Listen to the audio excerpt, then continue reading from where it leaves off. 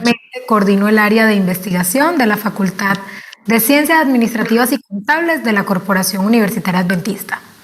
Quiero darle una cordial bienvenida a todos los investigadores, maestros, estudiantes, profesionales del área administrativa y contable y público en general. Siéntanse todos muy bienvenidos a nuestra sala Liderazgo e Innovación para la Transformación Organizacional al Servicio de la Sociedad. En esta sala queremos reflexionar sobre nuestra misión de servicio y cómo a través de nuestro liderazgo y de los procesos de innovación podemos apoyar la transformación de las organizaciones para prestar un servicio a la sociedad, al medio ambiente y a la vida. Sean todos muy bienvenidos.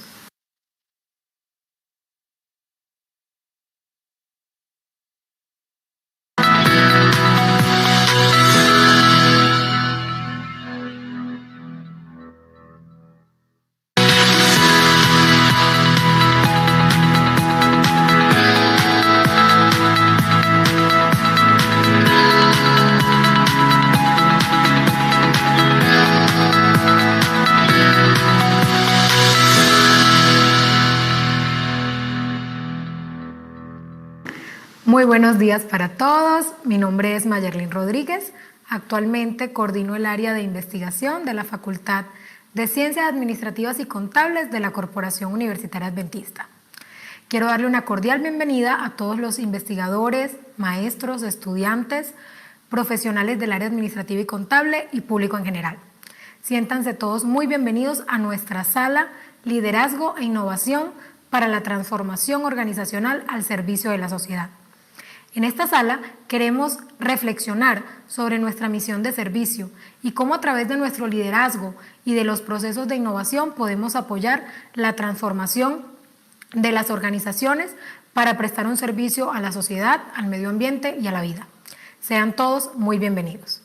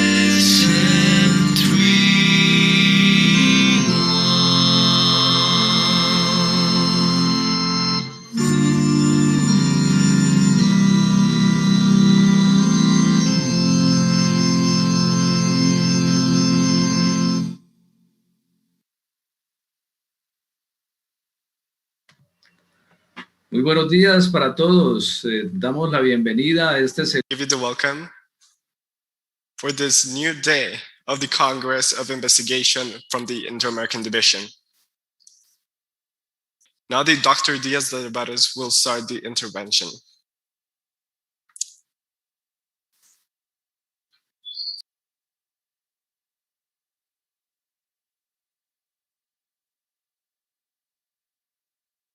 Yes, good morning. Good morning, welcome. It's a pleasure to meet you. Yes, yes. I'm going to show presentation. Are you seeing me? Yeah, we can see you. Well, today, this morning, I have to open this room and have the welcome.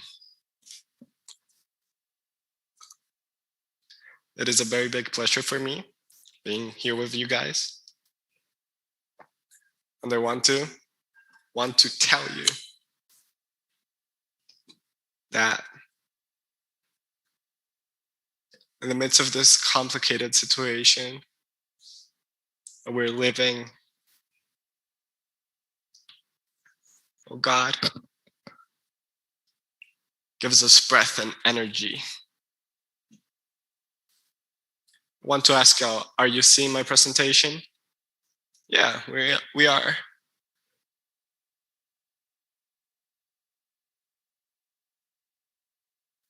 Oh, I don't see it. That's why I ask. So the title of the presentation is Algorithms Bio-Inspired.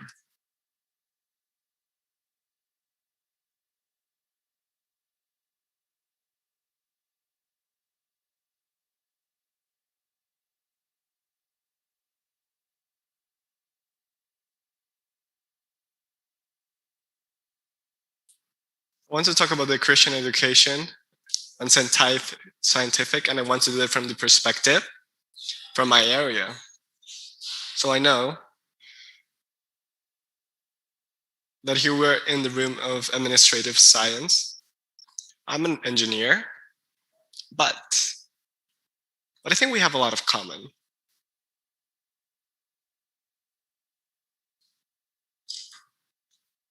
So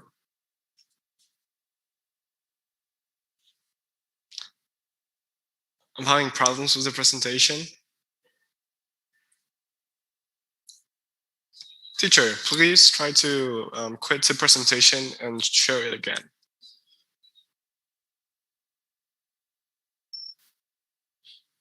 Let's see. Okay, so there we go. Do we have it? Yeah, we have it. Perfect. All right. So today in this morning, we're going to talk about a small reflection. And then it tries to show that even the work that breaks us down,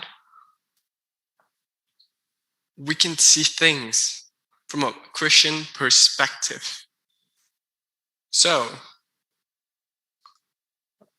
I ask y'all, do we like math? Do you guys like math?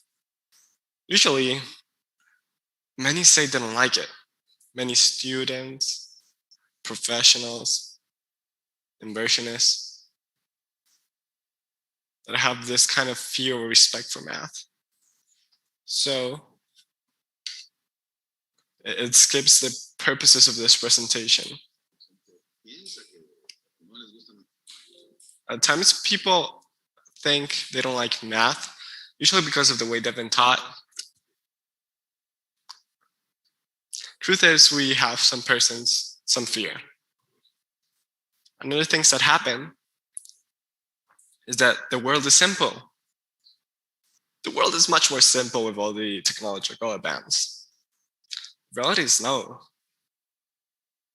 Every time it's more complex. If we see things from outside, but from inside, they're much different and complex. Here's a picture of a photographic camera. And not one of the new ones, but one of the older ones. And here you can see the amount of circuits and cables and articles, mechatronics that this piece has to take a photo. And a kid can take it, anybody can take it. And anybody knows how to use a camera. But something that seems really simple is actually very complex inside.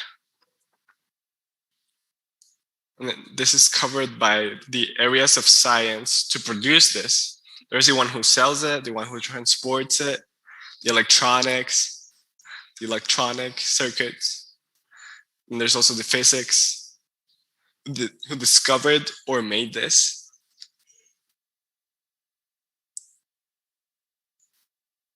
And even more beyond the chemical elements, the silicium and plastic for the cable, the polymers, many things that are incredibly complex. What has happened? That as there is more advance in science, as the Bible says, that science will augment, will become greater in perplexity. And there are things that become more simple for the common of the people. We're actually doing the problems more complex as much as they seem simple. So they're much more difficult. But now there are some incidents. There's doctorates in this area, because these things are more complex of time. So what do we do? So one of the branches that ultimately has had a push or a lot of attention is AI, artificial intelligence. I mean, people have heard about it lastly, and it's not because it's very new. This is older than 50 years. Yeah, like 50 some years in circulation. Like lately, it has been eyed a lot because great corporations like Facebook, Amazon have turned their eyes to AI. So now this is like the great thing because a lot of people are paying attention to this. So what is AI? We're not going to go into great detail in this presentation and these concepts that are quite complex. But there is one thing that I do appreciate. And is that if we're going to be in a talk, like we need to take something back home. We need to learn something. So when we ask a person, when we ask you guys, what is AI? It's kind of hard. One thing that is very important to point out is that AI is to what is natural as what a plane is to a bird. So AI, intelligence, goes to natural, as the airplane goes to a bird that is also natural.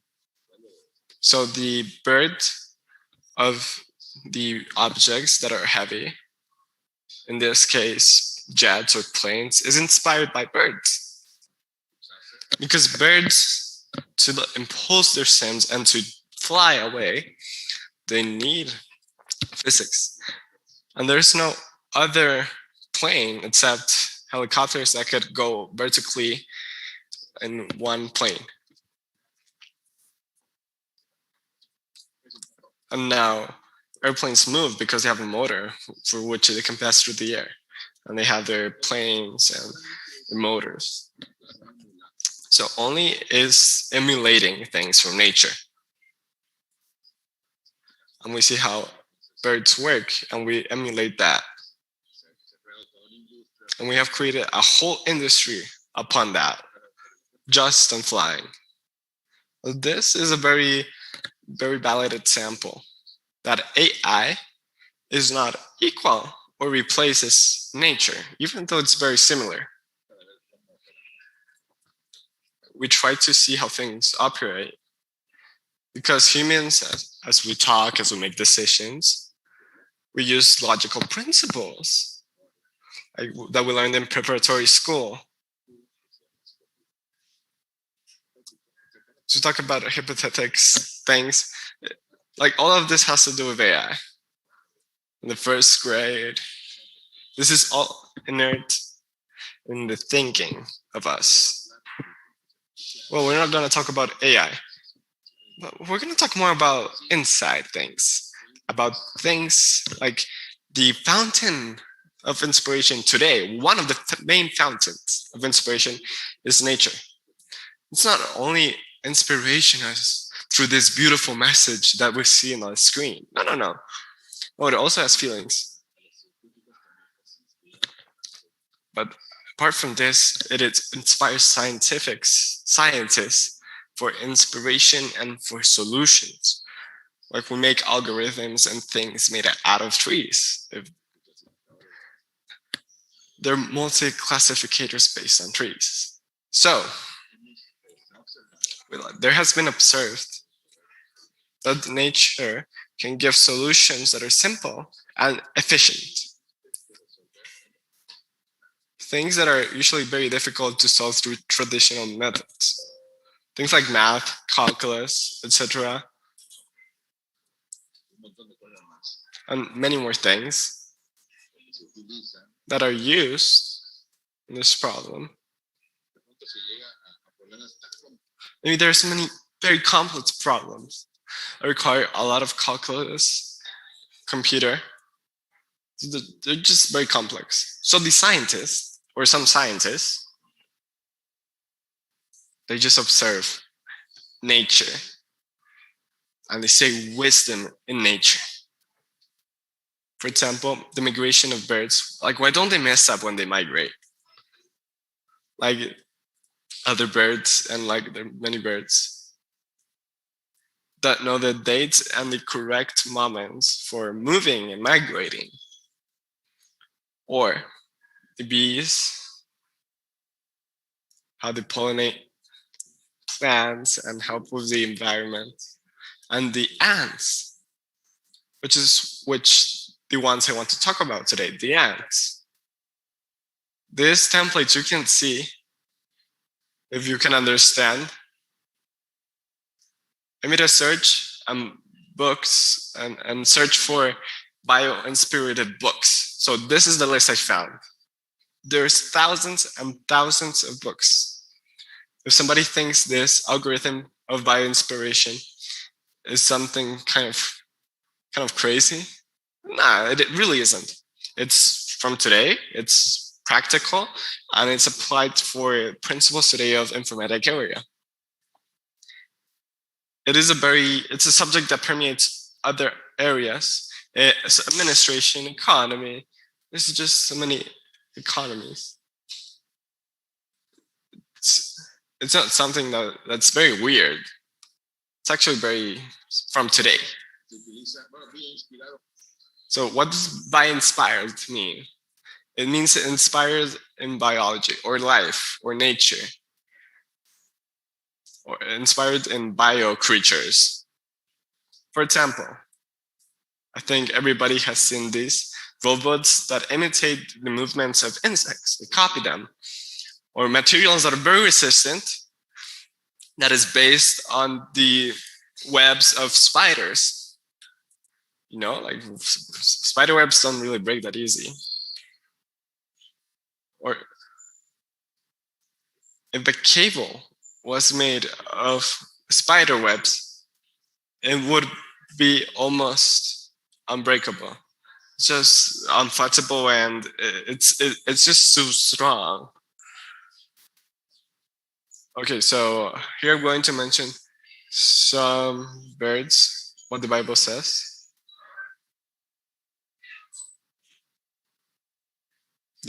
The Bible says this, God said this, that they are very majestically colored, that they know their times, that they can play in teams, that they are loyal, they're good parents, they know how to live together. But really I want to talk about the ants. An ant, we call ant somebody, we call people ants to call them small, to mock them and say they're small. It's a metaphor. But really, an ant is a simple organism, or so we think. But scientists, people who know this, know that ants have limited memory, and that their actions are simple, and that their decisions are simple and local. All that means they do very little. And all in all, very complex systems. They do actions that are very complex, and they have communication. For example, the Bible tells us that in fact it invites us to be like ants that apparently work without anybody directing them. But it's true that there is a queen there, but even with that, they work independently. Here we see some doing a tower.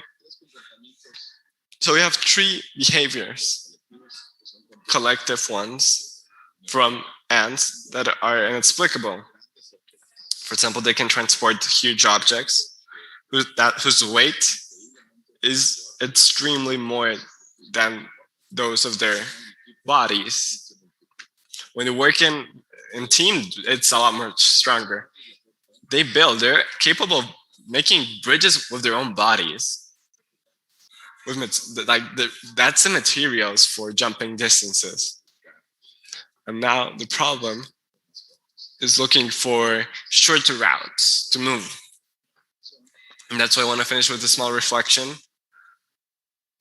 That there's a problem in the world, in the scientific world,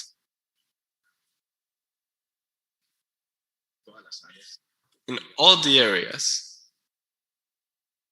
that's called using routes. It's very used in administrative science. They're very simple methods, and there are many more for determining the shortest route. Knowing that ants always look the shortest route between different places. Here we see a graph. We may say overall that a graph is points of points or nodules that are knotted or linked in various places. Like if we're talking about real life, these ways could be like roads. So this is a problem that is very, very usual, that of finding the smallest and shortest route. This is one thing that I suggest that you guys learn from this talk.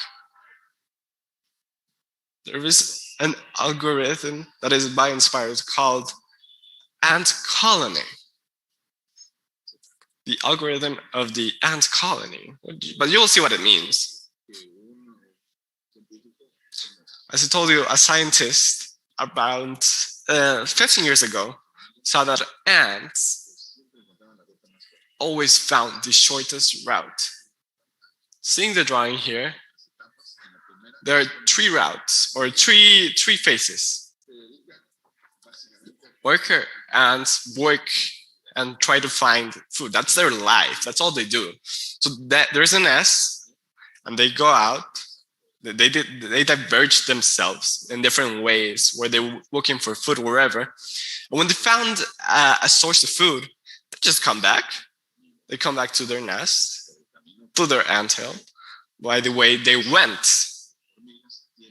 Yet it has so happens that ants have this substance called pheromones, which you most likely have heard.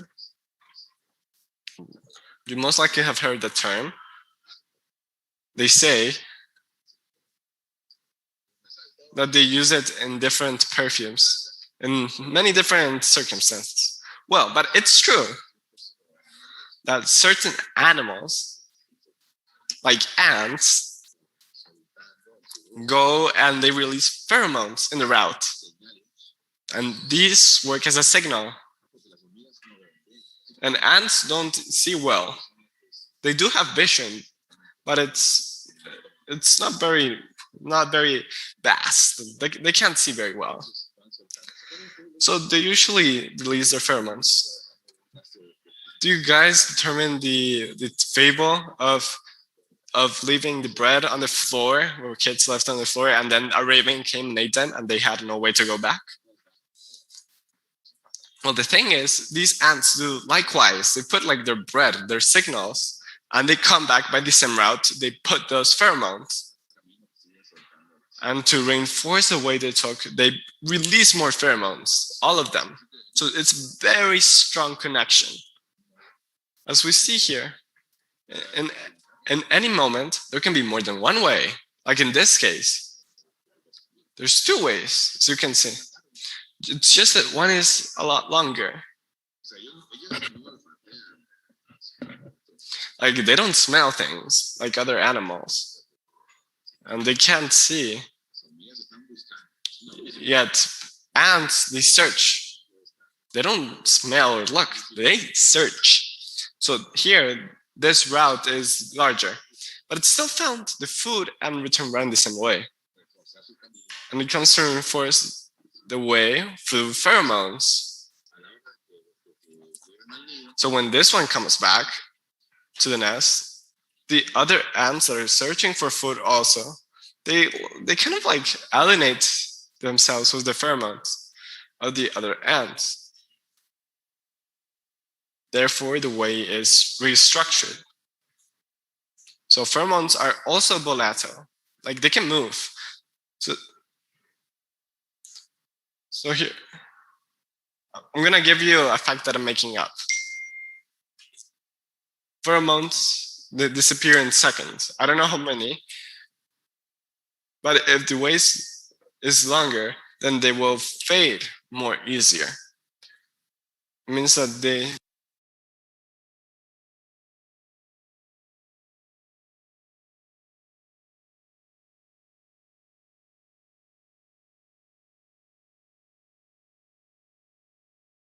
otherwise, in the small route, there's more pheromones because it's shorter. So that implies that more ants go through the short route. And we see here in this graph that that's exactly what happens. The ants pick up the shorter route because that is the most pheromones.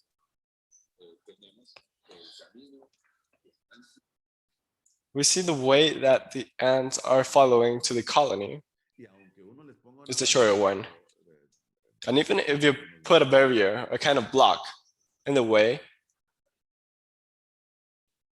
even if you put a block there in the way,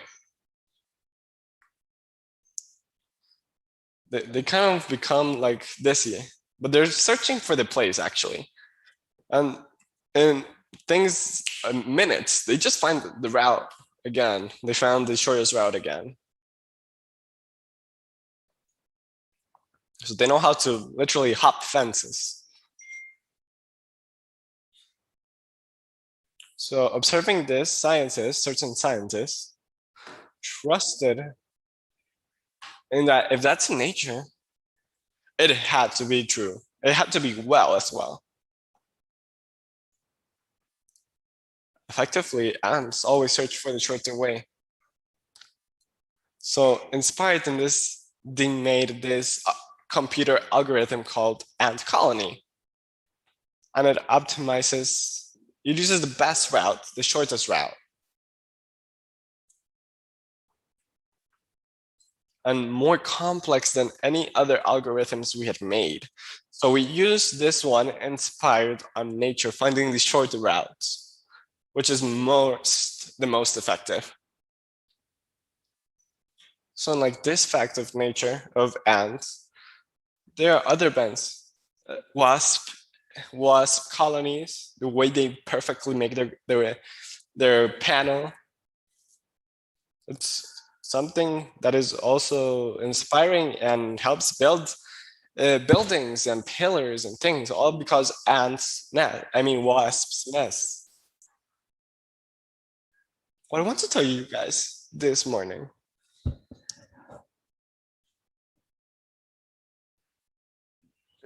is that for others, things might seem like the circumstances from nature and biology answer evolutionary processes. For us, in fact, this inspiration comes from the second book of the Bible. well, the second book of God, nature, that is expressed in the Bible.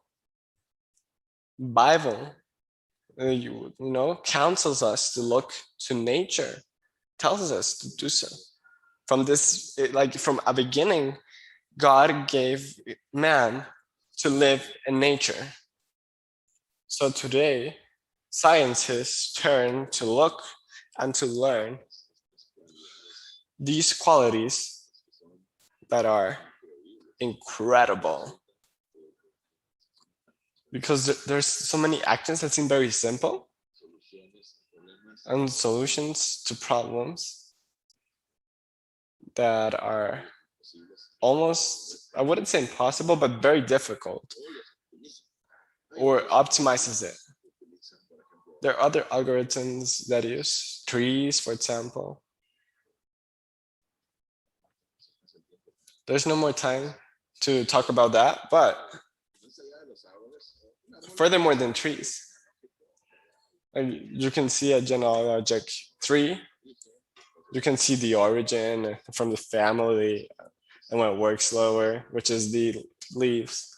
And the way you travel through a tree is how you name this certain tree algorithm. Well, but trees have also helped for inspiration.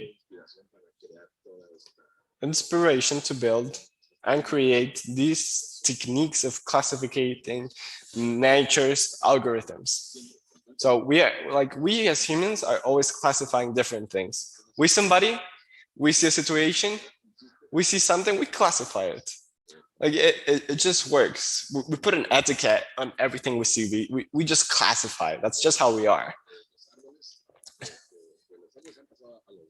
So from trees, we have gone from forests, which we call multi-classifiers, not only one.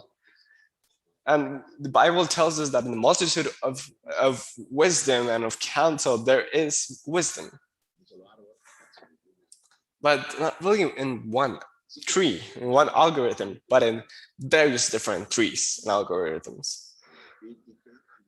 So we see this from a critic and scientific form.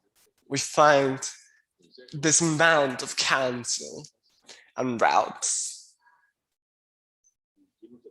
to direct our work,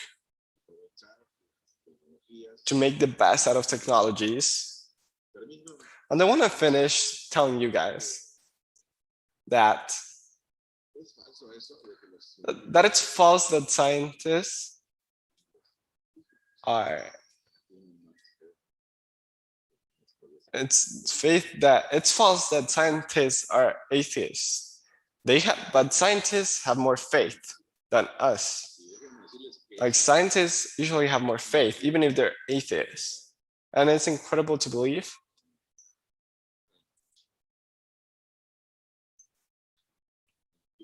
And it's incredible to believe in the Big Bang or in something that seems fantastic.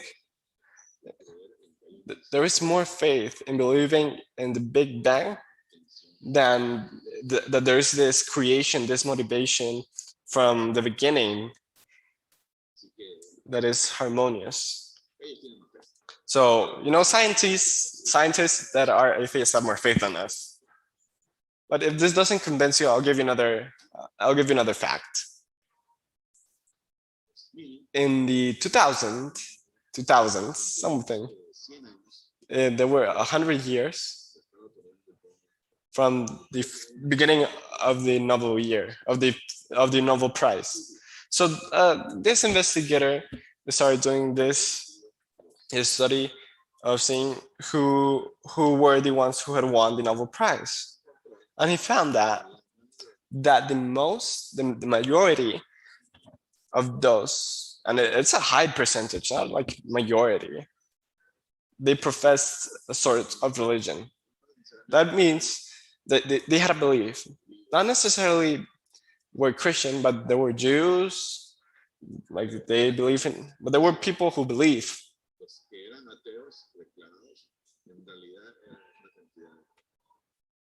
Those who were declared atheists were actually very small in proportion to those who believed in something.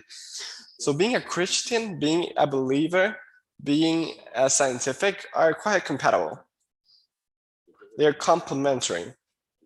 And so this morning, I want to invite you all that we take the responsibility of work. Yes, that flag. Without any fear, without any shame. Because in the scientific world, it's the same thing. I mean, if I have a good foundation in my work, in a belief, it's not worth less than he who doesn't believe. But we're not gonna shame that person for not believing. But for us, as Christian scientists, we have the values that are very high. This is what I wanted to tell you guys this morning. I thank y'all very much. And I ask you and invite you that for the rest of this morning, of this day, and also the following days, we take the biggest advantage for hearing and for commenting. At 11, I think, if I'm not wrong, there is a moment where the room is open, where investigators are here, and we can talk and we can have dialogue. All of us who have been in the Congress, so we can make friends and we can make contacts and we can make a lot of stuff. So, well, thank you very much.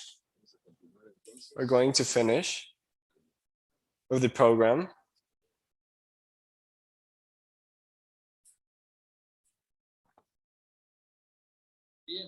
Well, we want to thank Dr. Andres Valladares, Director of Postgraduate and Investigation in Montemorelos in Mexico, for this beautiful exposition that shows us the marvelous things of nature, of a God who's created, and from the reference of science, how we use science and nature for technology to make our life better, and the same with our decisions. Now we're gonna play a musical piece to continue our presentation. Please enjoy.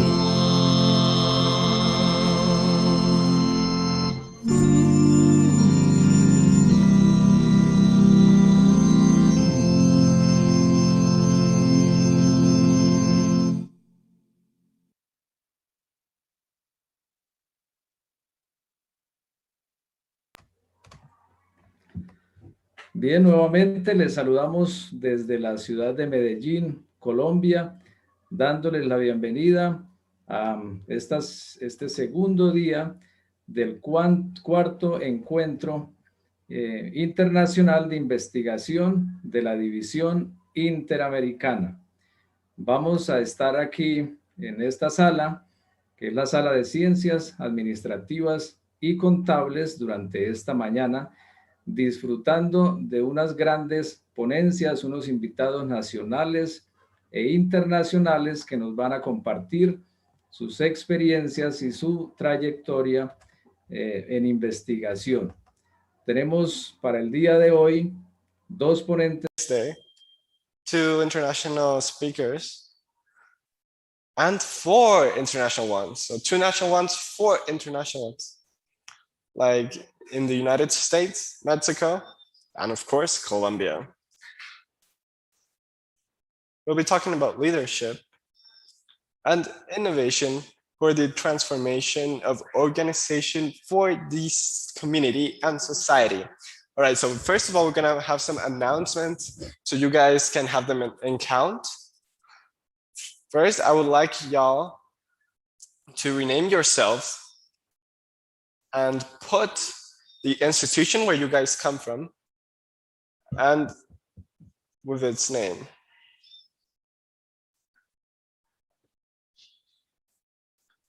Each one of our speakers will have 25 minutes to make their presentation and 5 minutes to answer questions.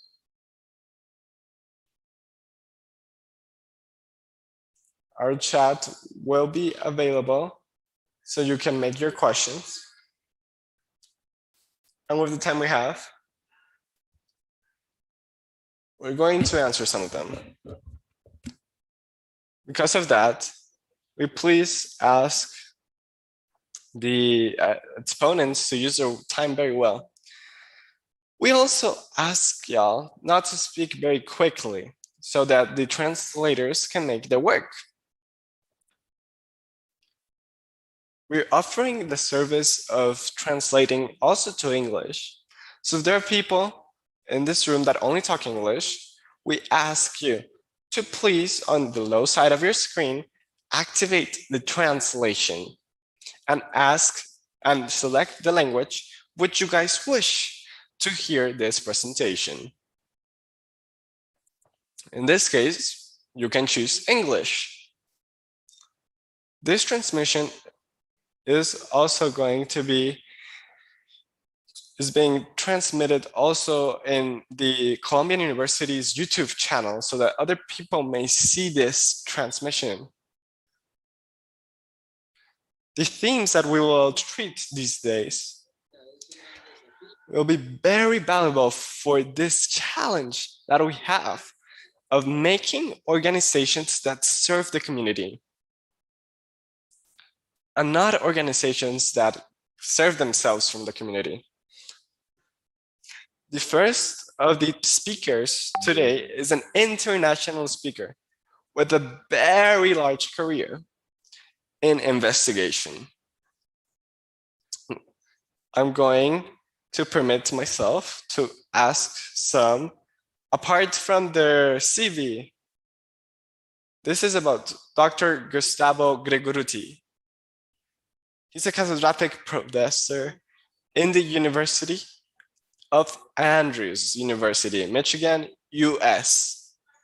The doctor has been a professor and investigator in Montemorelos, Mexico, and has been a visitant professor in countries like Argentina, Brazil, Chile, Haiti, England, and Peru.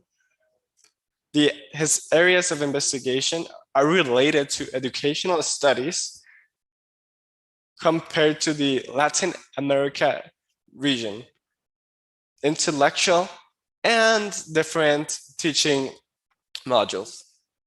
He specializes in education from Andrews and then superior education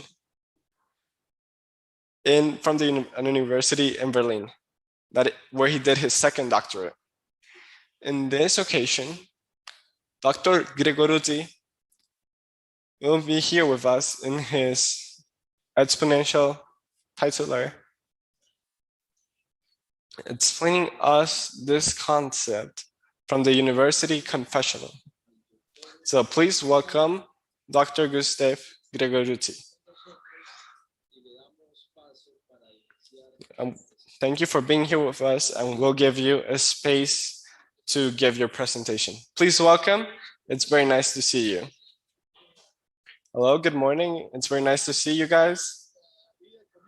Here, life starts something at 9. So I know you guys in Colombia wake up early to give your classes, but I'm very happy to share with you guys and share ideas that can be productive for institutions like ours, our Adventist institutions. I'm gonna go straight into the theme. We have one question. Well, I have one question for Aldin. Wasn't it from 9 to 9:25? We're starting 10 minutes before. I think there are many people who are experts here in the audience and who know a lot of superior education. And so I'll make a presentation about 20, 25 minutes. I have a lot of things to share, which we could later discuss. So maybe 10 minutes we'll have to discuss. Yesterday we had a panel, a type of workshop that was very juicy. Like to share ideas, like we had this explosion. So I'm gonna share some elements that I think are very important. So I'm gonna share here. And there you go. Can you see this? Yeah. Oh, all right, very good. Understanding the social responsibility in the context of the confessional university. It's a different model with a different focus. So the emergent idea of becoming involved socially in the Inter-American Division is basically social responsibility. It comes out usually from great part in being involved in an engaged university. This concept is particularly Anglo. It's usually from the United States. You can see it there very much, the social involvement. And you can see that this concept of social involvement has been impacting all cultures and the countries of Latin America as well. Well, so I'm going to define this quickly. What is social responsibility? A concept that can be a small difference, but it's very big. And we're going to discuss different elements in involving ourselves in social responsibility. It's more dynamic, it has more dimension. So this is the ability and effectivity of a university to respond to the necessities and transformation of society where it's immersed, during exercising its functions that are substantive: teaching, investigation, extension, and gestion, internal gestion.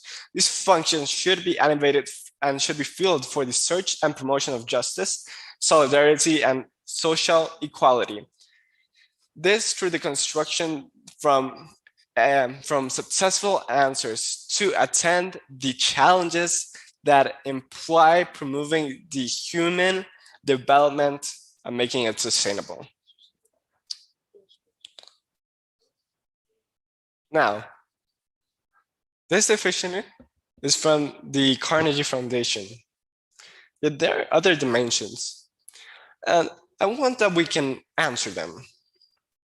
So the thing of social involvement is it's involving universities with public and private sectors and merging them with investigation, making teaching and learning and all of that better.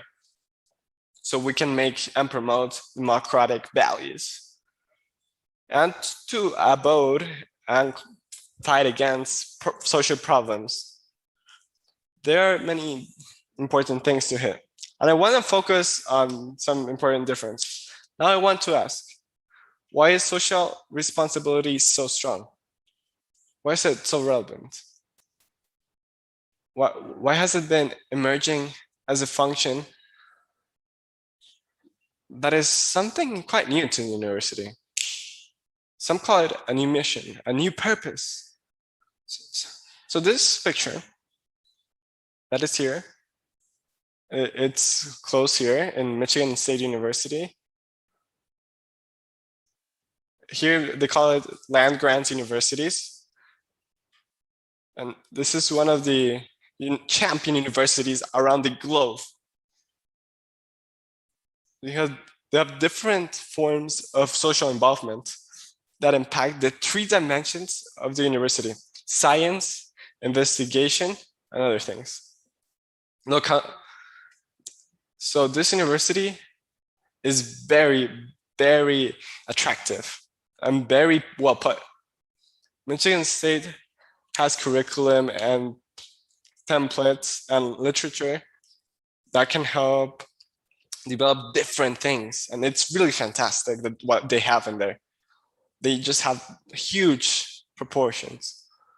Look at this photo. Look at the values. Shows a little bit of what's working in the levels of growing. This is a bit old, but I really couldn't find a new one. So we see how the participation and the money increases and investing on how it uses. The university has literally hooked and been involved in the community in different forms. Now I want to show you guys briefly. So around 3 years, I've been working with international investigators, and we represent 30 countries. I am in the America group, in the United States group, of which we're 5 and 6. I've been researching different databases to see what is happening in the 3 biggest functions of the university. And this is a very longitudinal study, which started in 2007. And now I think in 2018, we made the last data collection. I didn't do this, but I didn't start this. It was a German group.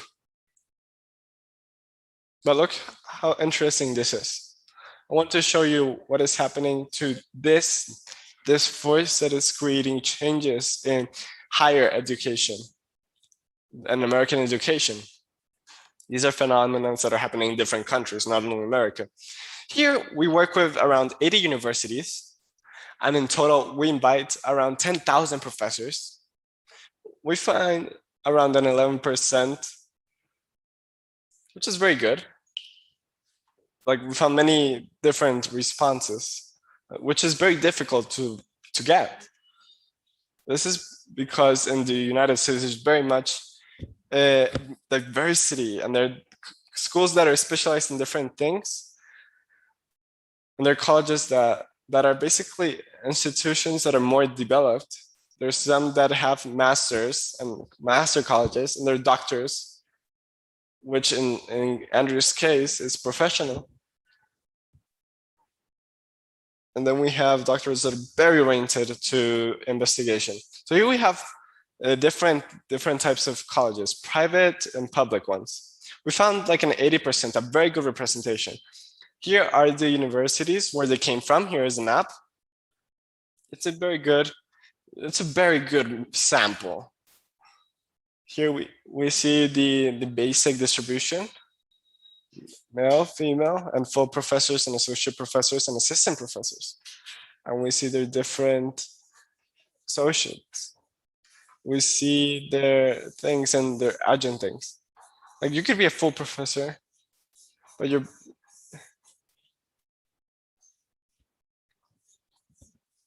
what did we find? We find that there are different things that we found in the database.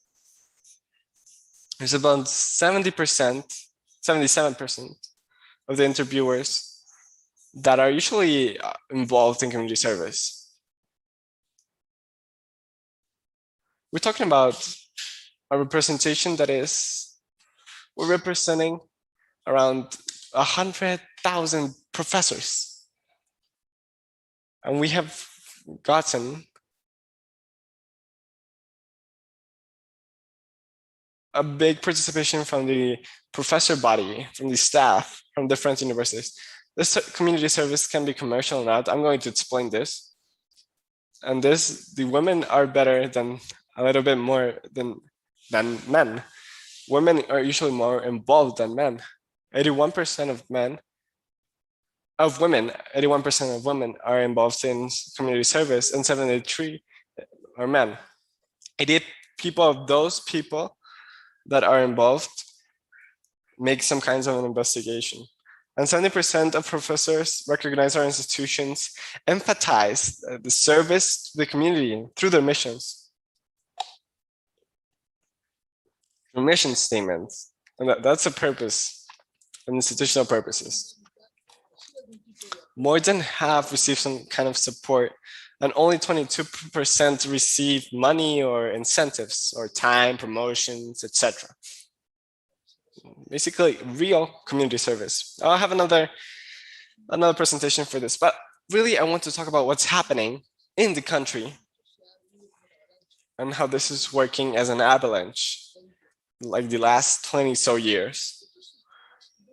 So I'm going to talk briefly about some central concepts to understand what it matters at the university. We're talking about elements of our reality and our religious reality. I want to put the first one. I don't know if you guys can see me, but I want to return to the image if you want. What are the purposes? The confessional university confessional. Sorry. Particularly in this context, he's coming for the last 40 years. It's a series of questionings. What is the function? What is the function of the university in the context? And there has a strong answer to the transfer for what the university does to the exterior world. This is the great concern. How do we train if we are not transferring that information? In the 50s or 50s, the university, I'm going to explain different models to transfer information. And so about the 80s, there is a strong claim, social claim, very complex to explain in a few minutes. It returned to the university to what we say. This is a law that was published in 1960s to create universities, to create impact in the agriculture and the economy to develop. It was to develop and concern. The next question, and see if I can get outside of this. The next question, how do we learn? How do we learn? In the 80s, and this is not only the United States, it was a strong claim against the conference lecturing. How do we do so that the students may learn better? And it was to send the students in the community, work with them in the community, and to turn the technical information to practical information in the community. What is this? A stimulus of learning. And the epistemological,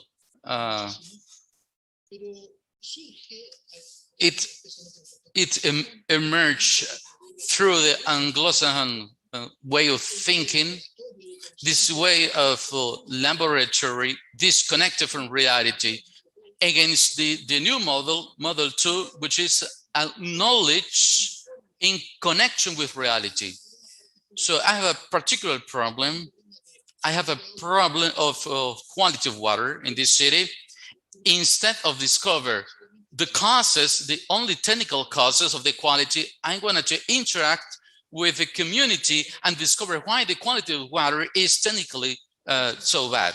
So there are some social factors. There's a very interesting example in Costa Rica.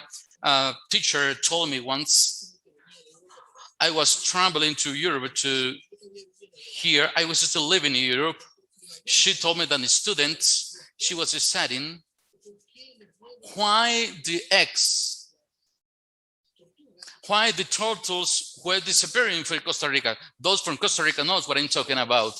So some way to approach to the students only for the biological point of view, but if you see it from interesting perspectives, you will see a different model of approach. From a different approach, you will see that, of course, local people were eating the eggs from the turtles. So this is a socio-economic phenomenon, cultural phenomenon, and not only biological, just to put it in 3 words. And then this is even more complex because it has a political phenomenon. What do we understand as the function role of the state, of the country? We find that, for instance, the Nordic Europeans in stronger states where the presence of the government on the public services of social benefits are very good, the involvement of the community of the university is less. The university is only conceived only from the contribution of information knowledge, basically of transferring information and communication. If you go to different countries where the influence of the government on the social benefits are increased, the university are involved even more. And this is a very crucial point. So here, in a neoliberal position, there's one of the engines that has promoted more involvement in universities. And you will see this in Colombia, you will see this in Chile, where the government asks, you want to do this? I'm going to give you these benefits so that you may develop, so that the public university and the investments, the public investments, maybe it's not always as sufficient as the private investment. So there has been some changes that he stimulated the idea of public services and involvement. These are 4 big primaries that describe a little bit why this phenomenon is very important. This has come down here to Latin America, and it has been implemented. Transferring communication and informational knowledge in Latin America is very ancient. The famous Declaration of Cordera it has described it earlier. It has been described as a technical development of research and not necessarily of transferring information. I'm going to come back to the presentation to show you the next table, which I think very appropriately. We have here the 4 big missions, and with this I want to show you, I don't know how many years it took to discover all the model universities. What we are talking about is a model of universities that are built upon parameters of worldviews. We're going to talk a little bit at the end. So we have the teaching, the first great revolution with the brothers Humboldt. They developed that we research that we teach investigating, researching. And this model impacted so many, the concept of models in Latin America and the United States. And then we have the transfer of knowledge, which is the innovation, the second revolution around the 1940s. And today, what we were discussing yesterday in the group, why the governments are so interested that we contribute the informational knowledge. Well, it is supposed that the contribution of informational knowledge and innovations, it generates and emerges more jobs. And the third revolution, this is what we are talking about, it is the involvement of social responsibility. So these interactions, they interactions each other and they impact each other. The first model of teaching is represented initially by Boulogne University. This is probably the most ancient university, still functions in 1988. When I lived in Italy, and this university it basically was designed to teach. It was created by the Catholic Church, and then eventually get independent. And the function was to train and to give licenses. The University of Humboldt in Berlin, at the beginning of the 1800s, by the brothers Humboldt, it developed the model of cathedra. The professors were supposed to give a different course of biology. You have listened about Brother Koch. At the University of Humboldt, from the 1970s, the scientists before the Nazis, they got almost 27, 28 Nobel Prizes and developed too much the sciences in this sense. And the Nazis eventually destroyed the university.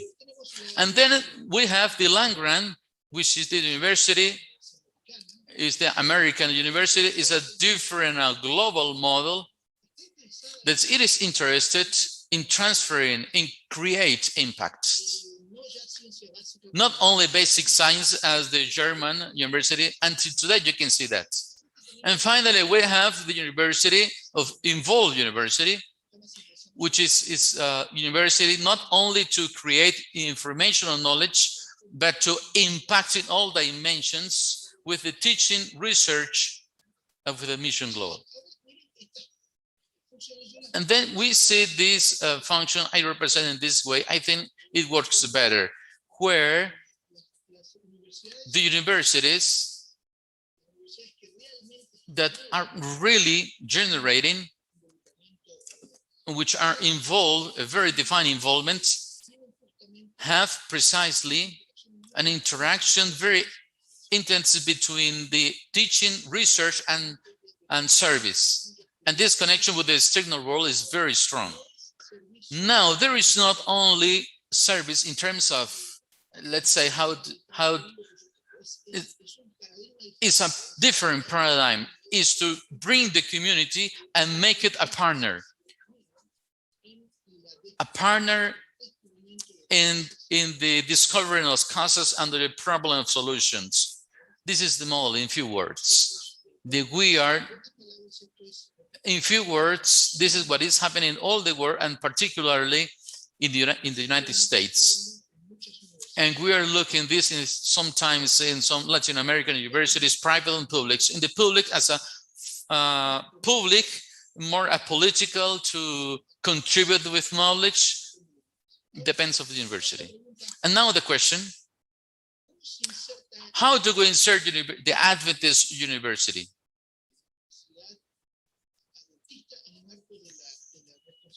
In the context of social responsibility. So we may take risks, and I see here, and I see it in different countries, to understand and help people to, in a neighborhood with poverty. This is an involvement. Or social community services. This is partially. But we really want to focus is the curricular transformation, not only to go to help people. We can be something like ADRA, and they do it very well. There's a margin to grow, but we cannot only be here at this level to the community services. This is very helpful and very necessary. We know to integrate the experience in the way we teach and the curricular. Let's see an example. When it was in Montemorelos, we published an article with some researchers, and I put the case. Go for the 5 states. You are in Montemorelos, you know what I'm talking about.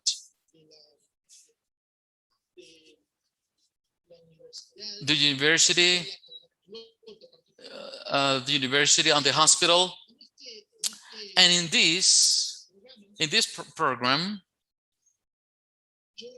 I remember that I have asked some professors, I asked a teacher, I don't remember her name, how do you integrate with nursing? And she told me that she went with the students and studied different kind of sicknesses, and then they observe, analyze in the community, in the neighboring area. And then this integrating, they help to develop these concepts in the community, and at the same time they integrate these concepts in the evaluation and the teaching experience. The second level, which I think it was a little bit more or less developed, she was researched that it was a technique with honey to cure some scars. So she got to apply this information, apply this technique, and she wants to publish. So the students in the community make the research, and then eventually it was published. And the third element is the involvement of the community. And on follow steps, do it very well, because made that connection with the leadership community. And they were in different alternatives to develop obesity, alcoholism, I don't remember how many things more. This is one example in the context of Latin America. So the contribution of knowledge is very strong. So now I want to take you to a different question. The problem of the presuppositions and worldviews. I'm going to show you here a couple of elements that I would think very important for our discussion. And with this, I'm almost finishing.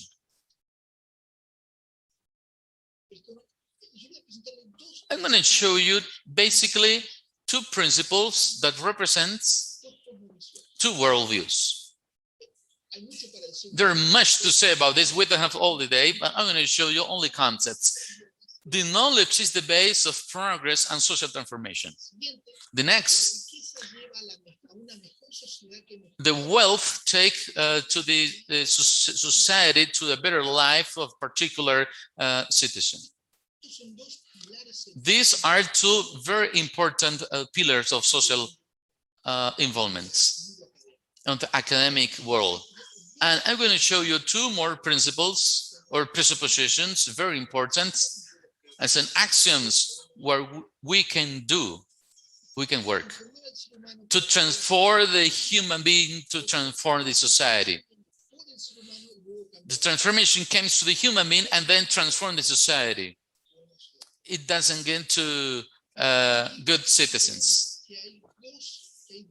We have two worldviews presented in these elements, and we have to work with the idea of progress through the knowledge, health, economy, everything works with knowledge. And this will take to the better lifestyle. This is true. Human beings We cannot transform society if we don't transform the human being. And this is a worldview of anthropologic worldview. This is very important, particularly in the Adventist worldview. We have to transform the human being in order to transform the society. We cannot get to know the good citizens. And this is a very tool that we can use in order to enter the discussion of the social responsibility. We cannot leave or just focus some adjectives that all the models of humanistics focus center on the economic and social developments. I think the people needs to be transformed for Christ, because it is not enough to be a good citizens. They need to have a connection with God.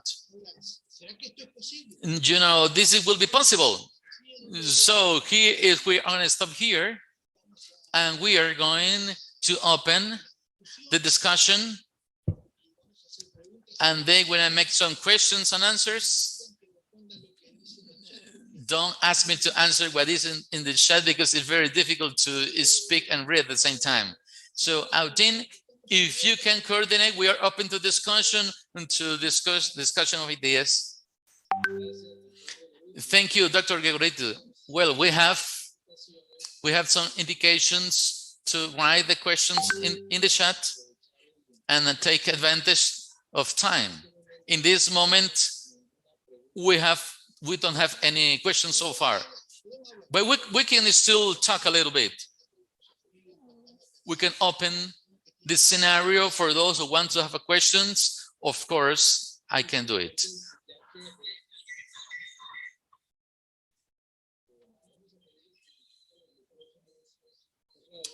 Okay, let's mute the microphones.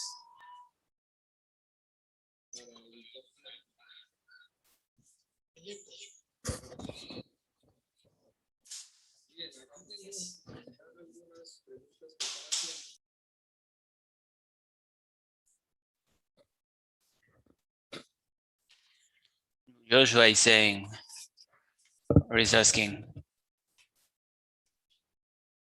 can't quite understand his question. There's somebody asking how to present Christ through service without doing proselytism. Well, that's a very good question. Well, some days ago, I held a talk. Okay, I did a TED talk in Argentinian where I was presenting the basic principles, because I understand faith is very important. And I have studies that make sure for me that faith is very important. People who had a genuine relationship with God, they have a better life quality. And probably you and I are the same example by having the same experience. I mean, in order for you to start, consider with whom you are interacting. If you are talking with a public entity, I wouldn't start talking about the Adventist Church, but rather try to link these people, these persons with the spiritual dimension. Some of the persons will be interested in attending a church, but I won't do that from the beginning on. I will rather talk about principles. Well, there's also another problem. Students need to understand that to connect people from your professional field is not about talking. It's not about inviting people to a specific church. It's having a living faith that is already articulated with my profession. If I have a living faith articulated with my profession, then things will work by their own. I can continue talking about it, or we can jump to another question. So here we have another question.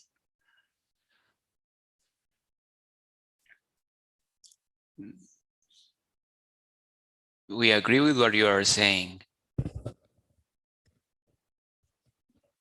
We can just focus in economic development, but we need to work in the development of the entire being, a holistic development. How can we integrate those aspects of those areas in our curriculum? And that is a very good question.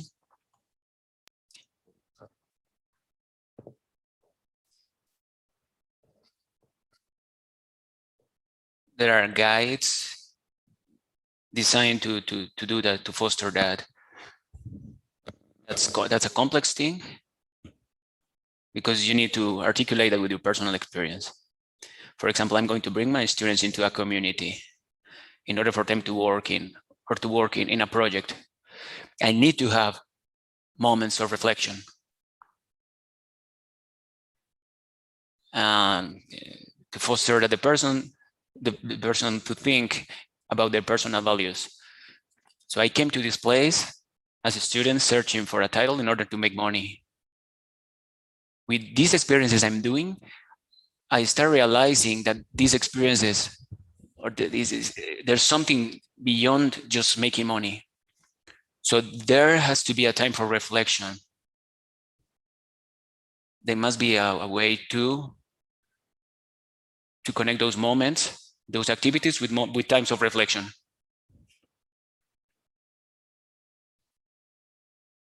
In order to create like a switch in the minds of our students.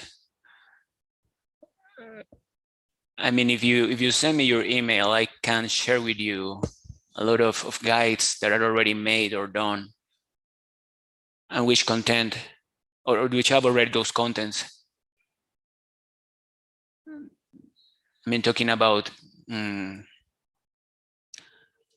specific studies or areas of studies, and that how to link that with spirituality.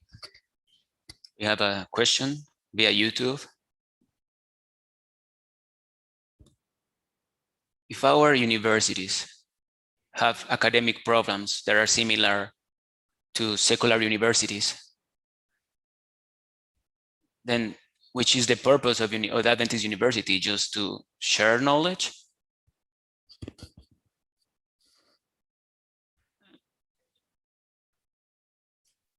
That's a very good question, or that's good. Yesterday we talked about it. What we are selling, I mean, I'm using the concept, the term selling, is training, technique training, obviously, experience in the campus. But what we are really offering is a different cosmovision. Adventist education, I said that or mentioned that in the last slides. We offer a different cosmovision that is integrated in everything we do. That's a big difference. I'm going to see the world in a different way. I'm going to work in a different way. I'm going to behave in a different way. I'm going to have different relationships, or to undertake my relationships differently with my wife, my community, my immediate context.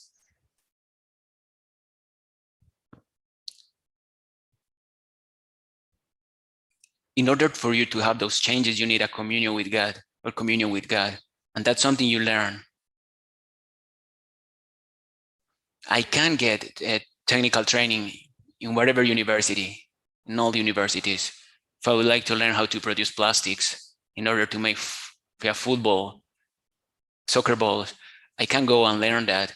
But what you are going to learn in the Adventist University is about the totality of the human being that is built over an anthropological premise. And this combo is just one. I mean, it's unique of the Adventist University. And that permeates all areas or all things or practices. How am I going to spend my money? How am I going to serve the community? How am I going to relate with my wife? How am I going to treat my body? Those are things that are affected because of this change of cosmovision. So we have just few minutes in order for a short question. Could you maybe deepen or explain in a deeper way how to attract a population, citizens, like hidden citizens or non-believer citizens to the universities?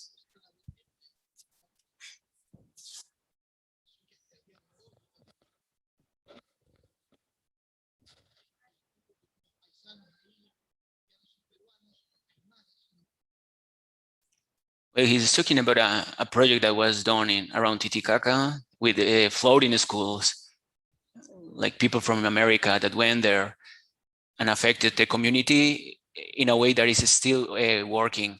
So, okay, search for a way or search for specific necessities of the community. Search for somebody who already belongs there and identify a real need. Work on a plan in order to answer or to solve those issues. Socialize that with them. And if you agree in seeing that there's an issue there and that there's a necessity to solve it, then community and university can start working together. And students learn really in practice what they are seeing in theory in the school. And everybody is going to recognize that university is serving, because it's serving the community.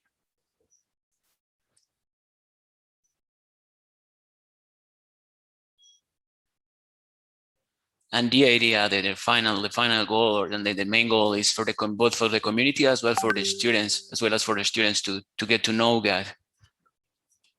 Well, thank you. You are very kind for your time. There's a saying who says, "He who wakes up early gets the help of God." We thank your participation. Thank you for this valuable topic. That's something we realize that we need as an institution, an open door for a lot of reflections. I'm going to post a couple of things. I would like to post a couple of things in the chat. I'm going to share a couple of links with you, and then we can go on. Well, we are going to continue. It's getting more interesting. I'm going to introduce you to our second participant. It's an international. He's the Dr. Carlos Biaggi. He's in the other side of the world. He's from the Faculty of Administración de Empresas in Accountability.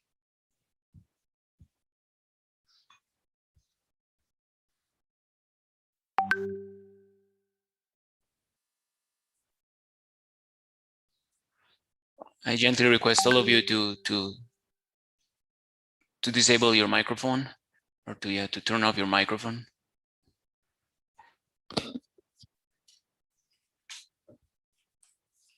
Well, we'll continue presenting our speaker, Dr. Carlos Biaggi. He works in the Middle East University in Beirut, Lebanon. He is from Argentina. Has already been working for 20 years in nonprofit activities. Have been working in Argentina, Paraguay, Uruguay, Philippines, and Lebanon. He studied to be a public accountant and administration in the Adventist University in La Plata, Argentinian. He has an MBA in Paraguay.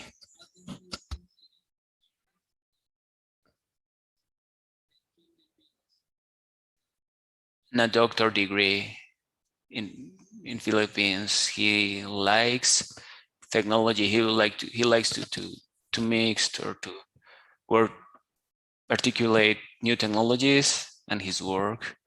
He has a couple of sons, lives also with his wife. He talks about ethics, spirituality in business, human resources management.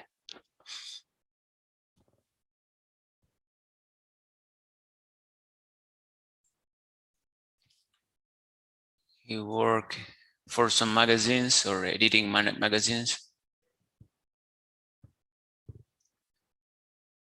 The title of his talk of today is Leadership and Innovation in the Times of a Pandemic.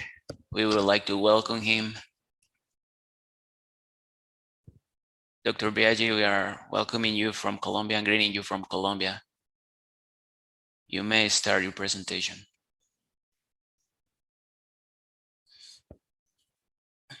Thank you very much. I'm glad and honored to partake in this Congress with this topic that is so relevant, development and research, trying to rethink about Adventist education. I would like to join this thematic acts.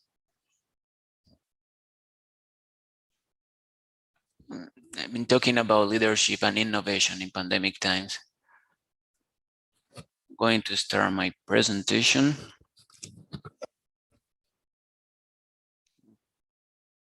Can you see the screen?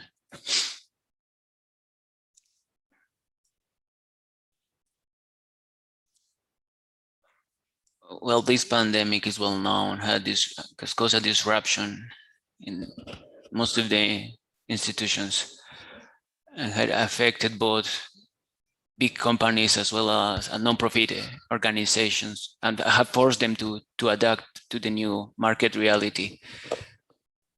There's a new reality in the ways you get the material you need to work and the way you relate with your clients. For example, I mean, right now we are holding this conference, I mean, via internet and not in person. So the world is adapting right now to this, new realities that the world has led us towards.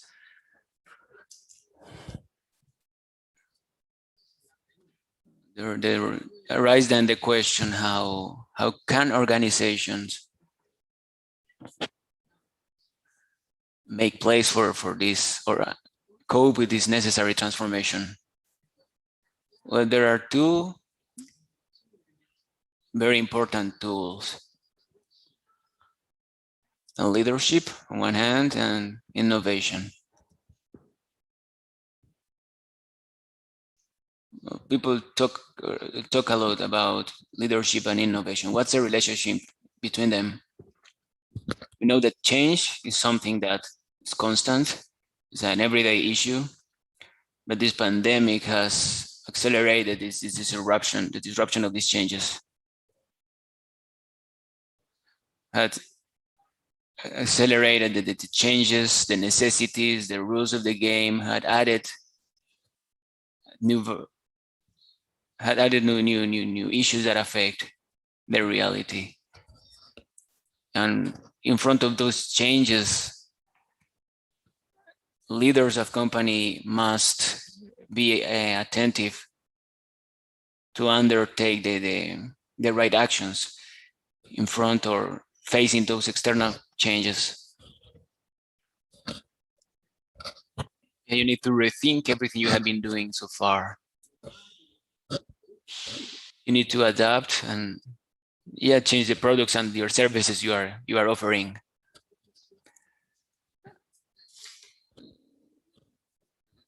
So companies not only have to adapt, I mean, to the outside, but also inside. They need to create an adequate space inside of the company. Leadership then is a key element in order for creativity and innovation to to happen.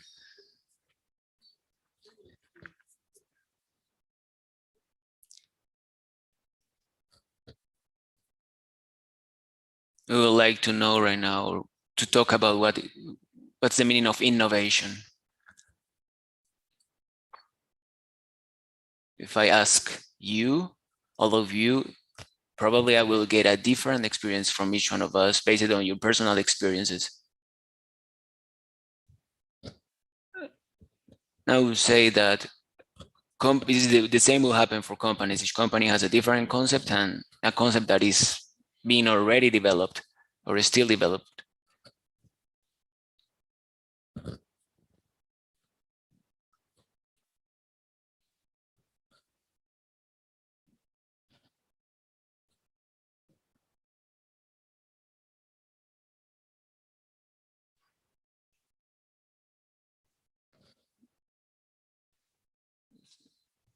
Dr. Marion,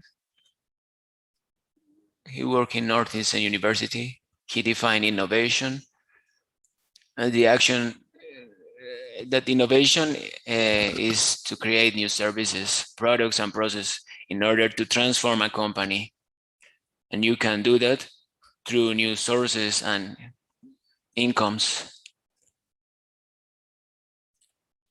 In its definition, he talks about 3 types of innovation: product innovation, process innovations, and business models innovations.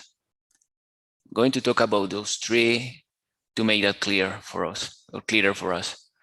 Product innovations is what comes to our minds when we talk about innovation normally. This category enter the development of new products or the improvement of already existent features. For example, Apple, what Apple has done with the iPhone.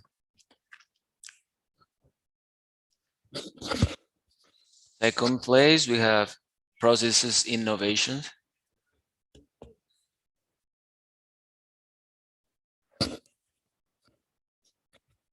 The most remarkable example is the car industry. Car industry was created by Ford more than 2 centuries ago.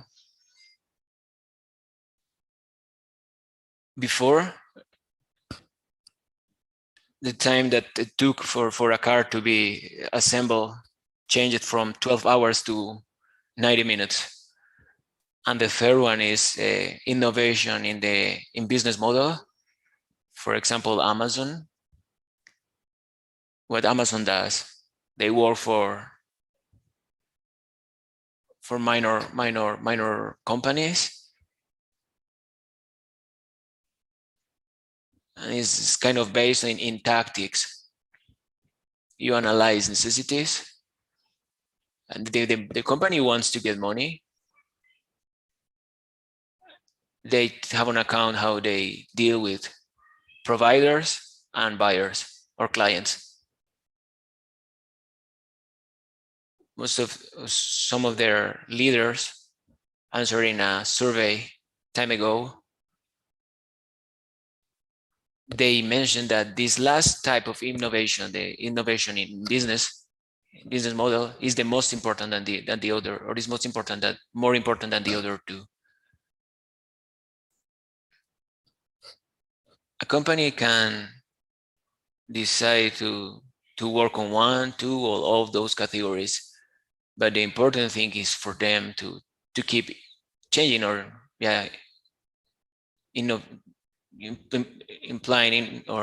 applying innovations. You evolve or you die. You know what happened to Kodak now? They had like the majority of the percentage in business of photographies. And in 2012, they got broke. What happened there? The interesting is that one engineer of Kodak engineers, he invented digital photography. He created the first digital camera in 1977. But instead of capitalizing the advantage of being the first one, of being pioneers, they started fighting against this change. I mean, they were already leaders in film cameras, and when they wanted to adapt, to finally adapt and open themselves for this digital era, it was too late for them.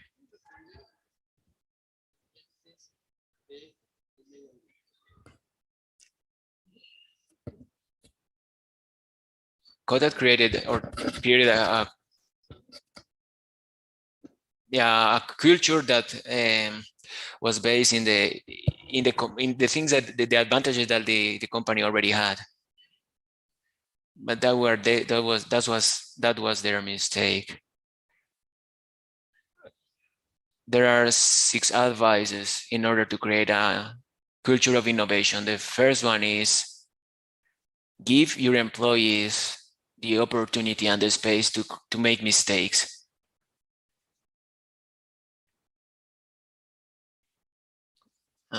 There's a term called psychological security. You want to make an environment in which your employees feel comfortable without them being like overwhelmed by fear of failing.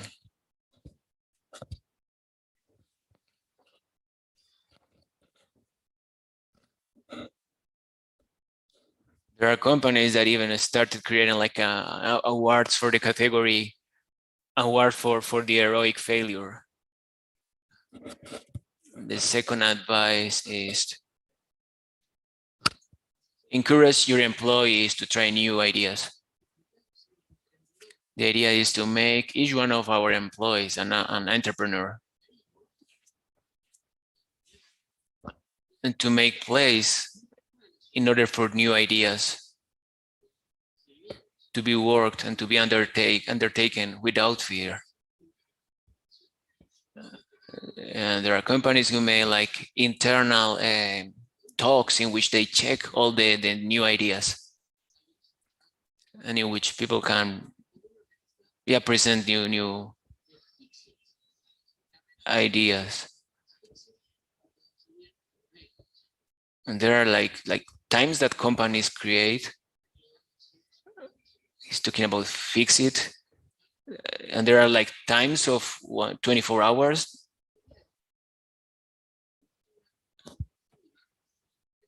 And they can work in solving things.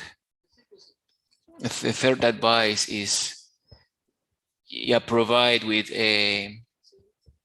suitable or adequate resources.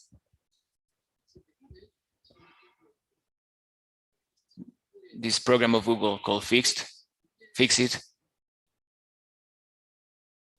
Is an example of that. You need to get the suitable persons of the team.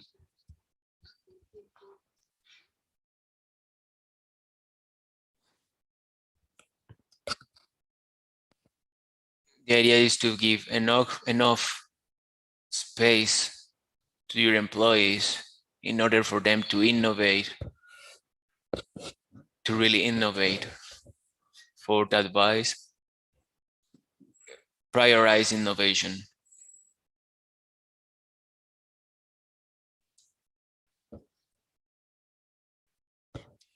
If members of the leadership of the company are involved also in innovating, that encourage the people that have other positions. So leaders need to have clear why innovation is important, and not only have they have it clear, but also share that or talk about it with the other employees. Advice number 5.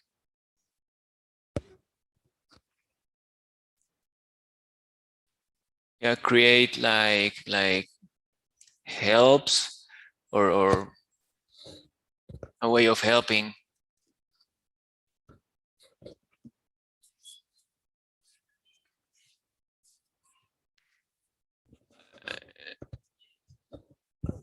You somehow like give a good stimulus to teams, like to teams that are producing.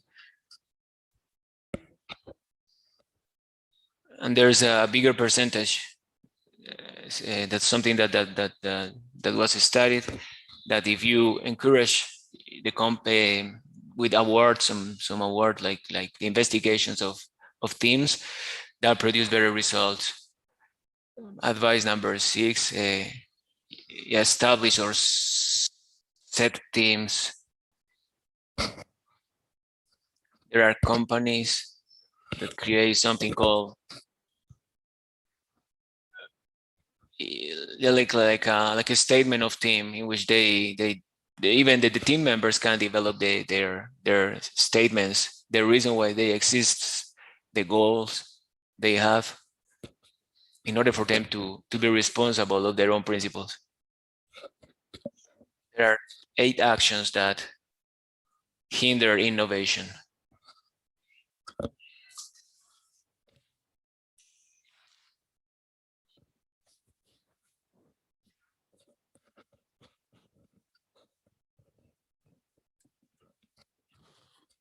There's one thing say, but another thing to really do. Behaviors behaviors that disrupt innovation can be seen in leaders. I mean, they say that they would like to foster the appearance of a new mentality of innovation in the company, but they are having counterproductive behaviors. I would like to encourage you as a leader to don't fall in those traps, to avoid falling in those traps. So I would like to share with you the 8 mistakes that hinder innovation. The first one is the contrary of encouraging creativity. When new ideas come or appear, they by being conservative,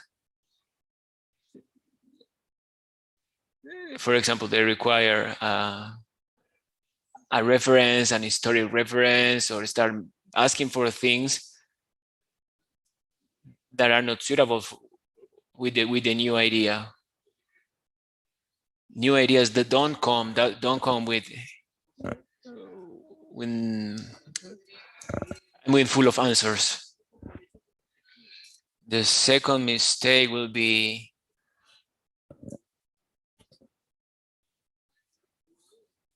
to make like a judgment that is taken quickly and without care. The third mistake will be fostering a focus that goes from the top to the bottom.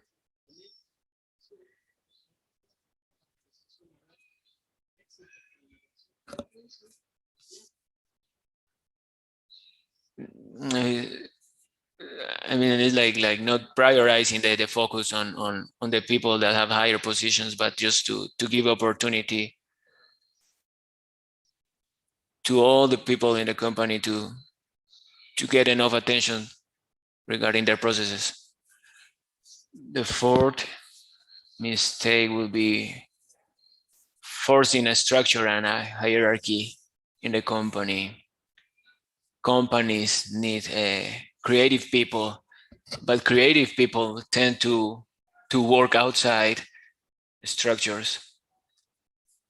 You need to make like a good relationship between the conservative ones and the innovative ones, the creative ones. And that maybe force us to redefine our, standards. And the mistake number 5 is to limit, causal or limitate an innovation in I+D. If we delegate the task of innovating or innovation for just a few amount of people, a small number of people,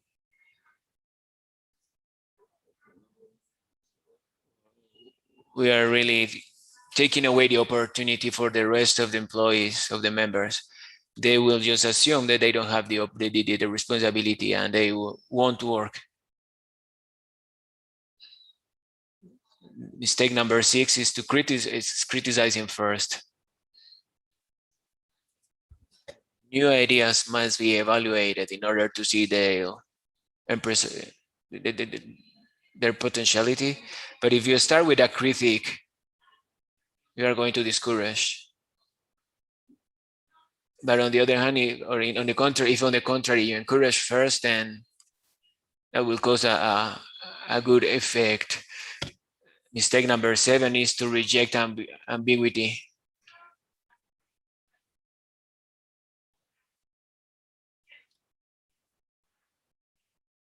When managers don't see or give more appreciation to what is a fact, to what it's a possibility, that is counterproductive. Mistake number 8 is to behave as if you knew everything.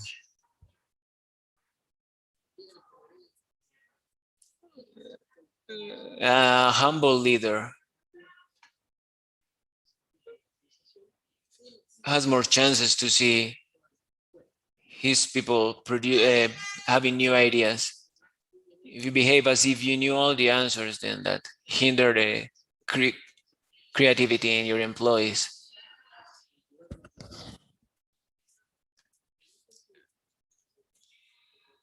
I mean, if you have already tried before to foster creativity in your company without success, then there's a good time to reflect on the reasons why that hasn't happened so far.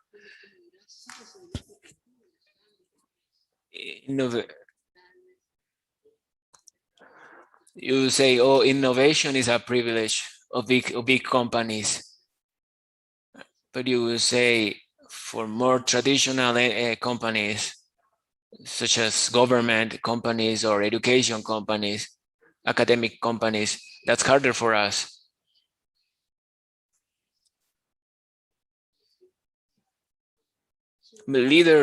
All leaders recognize the importance of being creative.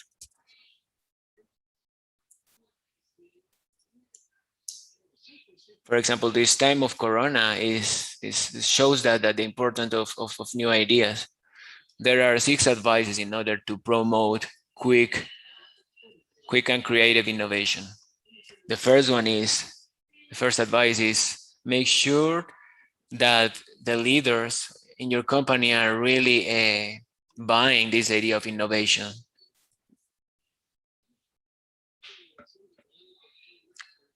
We need to really foster innovation, remembering that the best way to foster innovation is supporting them financially.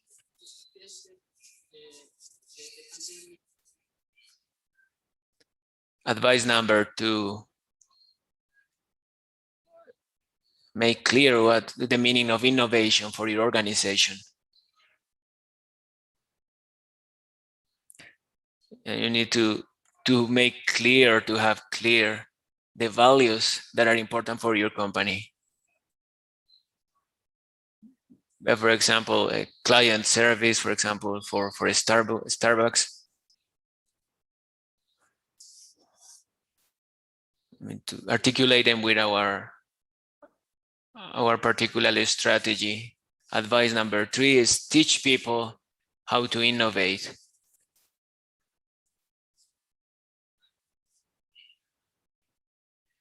Check if managers are fostering or hindering innovation. Make sure that you are fostering an innovative mentality in your workers. Advice number 4, follow carefully the efforts of innovation from beginning till end or to end.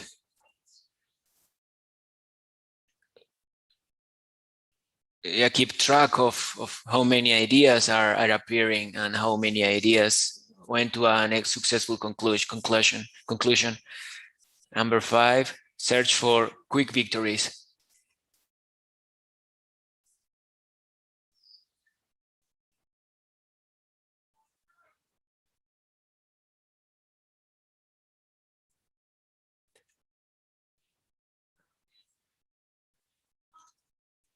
that on the long run you can lose the way and start implementing all methods. Like in order to have a quick victories, you can get more related with the method. Number 6, you take time to recognize the successes and congratulate.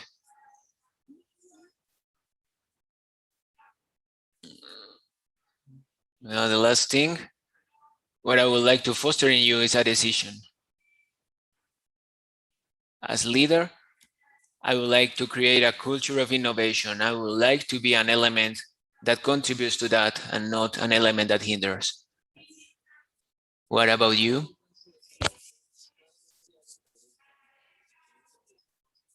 We would like to thank Dr. Carlos Biaggi for this presentation that fostering us reflections around leadership and innovation. That's really a very important topic in our universities and institutions. We as research group have been working during the last years in this culture of innovation, and we really recognize as very relevant the topic that have been presented and the challenges that it is bringing to us. Thank you, Dr. Carlos. It was a pleasure to have you with us.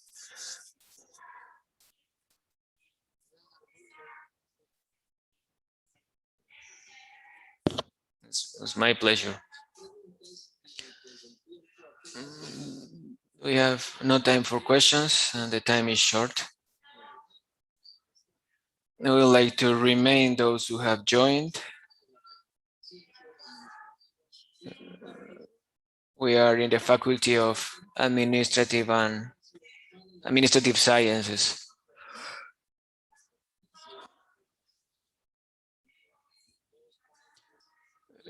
We have already had 2 international speakers with very interesting topics. They have to do with our current situation.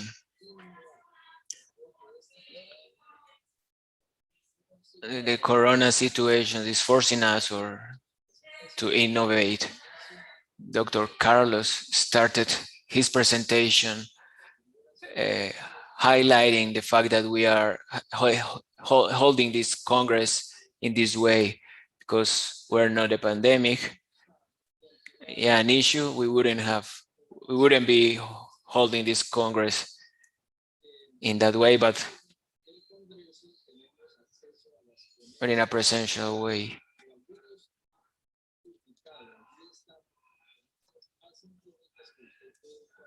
So there's the option for those who would like to see previous or past talks.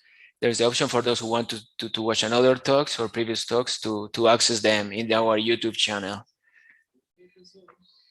The next participant is somebody that belongs to our university. ¿Sigo? Is Professor Carlos William Marin.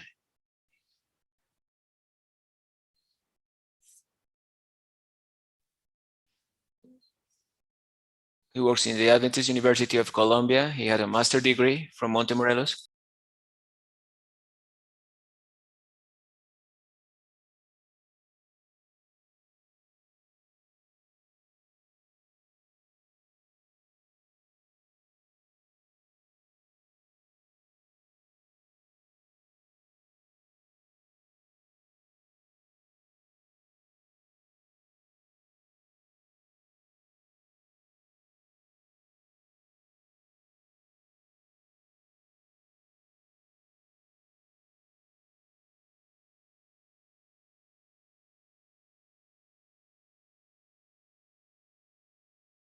Of our university here in Colombia.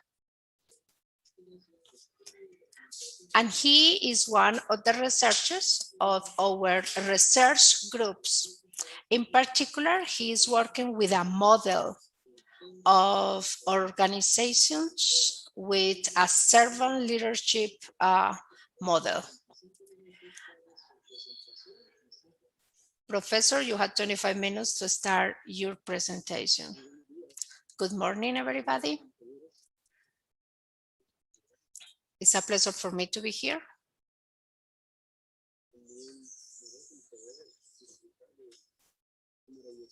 And also to be enjoying this wonderful event about research.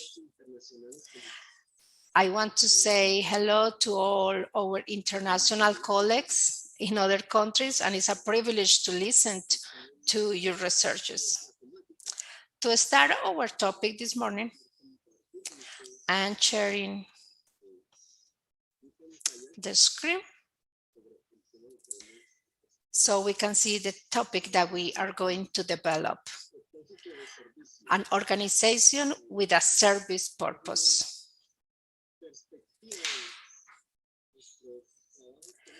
This is a perspective of the research that I have been doing during the last years. The intention is to link the organizations and the leadership, the models that they have, and then we can propose different focus that can be aligned with our Christian perspective. So I want to share with you the results of my last research. For that, in this topic, I want to start with a context of the importance, the relevance of studying this area. Let's talk about organization and society, the relationship between the two elements. In the 90s, Perrault said that the organizations were the key of the society because the big organizations are involved in the society and transform the organization and replace the society.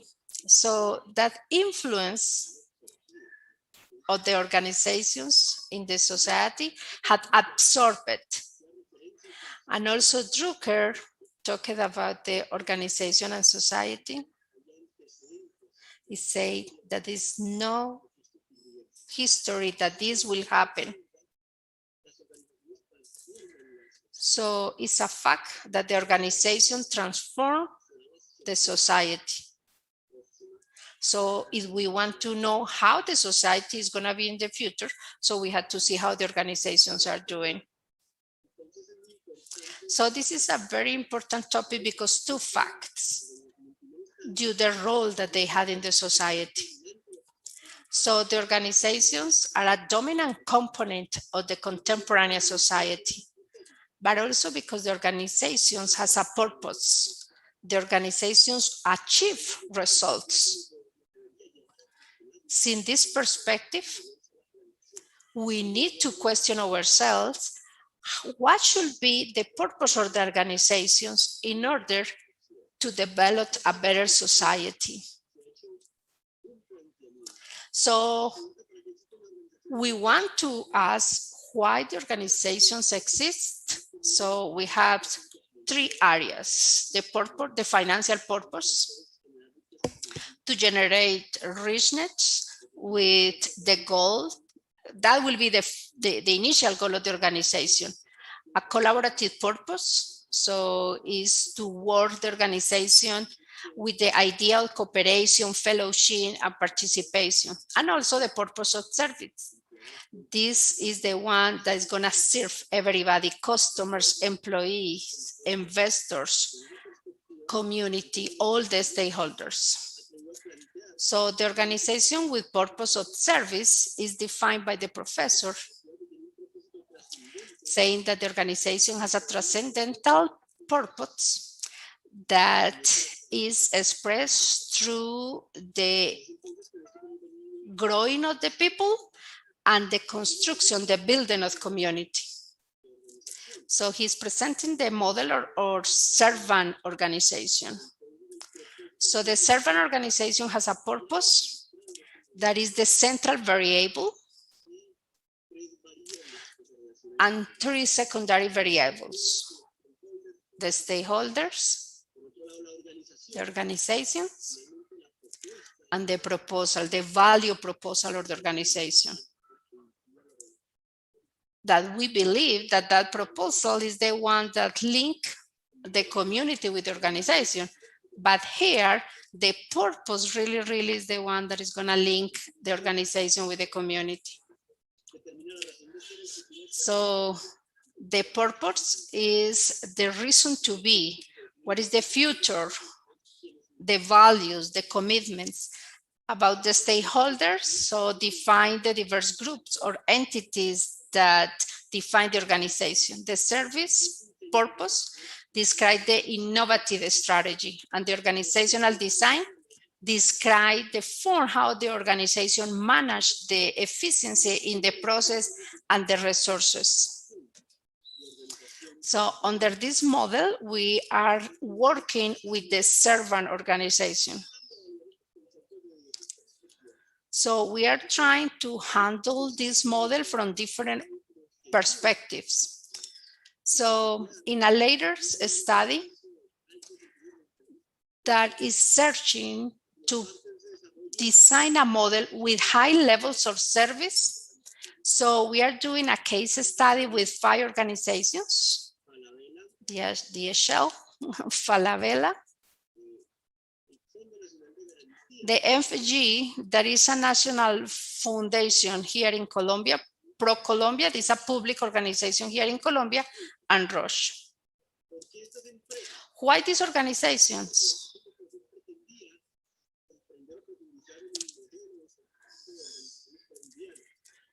Because the research was trying to go deeply in the model of the service or the organization. So we use this ranking that is proposing what are the best places to work. So based on that, we use these first 5 organizations. So the DHL was in the first place. Falabella was also in that group. So they were other group with less of 500 employees. And then we choose Roche, ProColombia, and F&G. The other reason that we use to select these organizations, because they were selected at the best places to work in Colombia. So that was the other reason. And also because these organizations decide to participate in our study. So we use a survey to analyze the business model of the organization. So we document the performance of these organizations. So we select official documentation from the organizations and also the website and also other research that they were doing around these companies. So we collect around 33 documents where we were able to find the ethics code, the politics, the management information. With all these documents, we made different analyses. So we are going to focus in the purpose of these organizations. The purpose is a central element that we as an organization should be working. So these are the details about the companies. DHL is a business from United States that arrived in Colombia in '79 and is in the logistic transport sector. It's private. Falabella is an organization from Chile and it's a retail and it's also a private organization. The F&G that was created in the '82 It's a financial service organization and it's mixed. It's also private capital and public capital. ProColombia was created in 1992 and offered governmental services and is also from the government. And Roche is from Sweden, but started in 1957 working in Colombia. And we all know that it's a pharmaceutical company and it's a private company. So these are the 5 organizations that we use in our study. So we analyzed all the information from these organizations and we were able to divide in 31 categories to use the information that we collect. So we separated in 31 categories that were related with the purpose of the organizations. So you can see here, there are topics about the ethics, leadership and government, what are the way that they work in the communication, how they work with social actors of the community, etc. And then you can see the last ones that you're talking about the suppliers, the financial viability, and the results of the stakeholders. So he wants to share some details of those categories. The first category is the ethical purpose that express the philosophy and the reason to be of the organization. So the HL said that the purpose is to connect people and improve lives. And that is how they reflect the ethical aspect. Falabella said that they want to enrich the life of the customer with products and experience they really need. The F and G, the purpose is contribute with the dreams of the different organizations, the Colombian organizations. ProColombia is to transform the country, and Roche say we do today what the customer needs tomorrow. Those are the purpose with an ethical component. The second one is that the organizational ethical practice that develop the values through the organization. The HL said that only with integrity and the highest ethical standards, we can achieve a long-term success.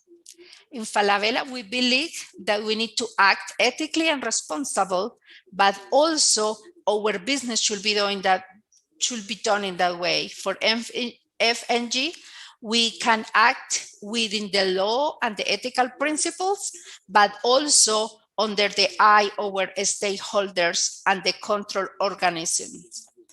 ProColombia has a frame that says that we act in front of the responsibilities of the organization, but always in relationship with the economical aspects. He's going a little fast, so I'm not able to read all of them. So in this aspect, they are talking about the ethical system that they can implement through the conduct code, the integrity codes, and the ethical committees. So they are very clear that the values are the guidelines for their actions. So the HL say that they always try to reach the excellence to develop the business. Falabella called the code of integrity, and they say that through that they establish the values, the principles, and the practices that should guide all the actions of the employees. In ProColombia is a guide for our performance, and you can establish our values and commitments, ethical commitment that give us the tool to make the right decisions.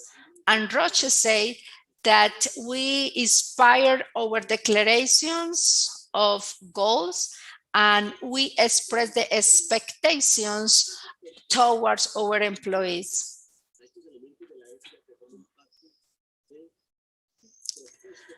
So these are the elements that are very transcendent because they really contribute with the ethic of the organization. The other factors is the leadership practice. So the HL recognizes the need of the solid management and transparent performance to keep the trust of our stakeholders and our colleagues.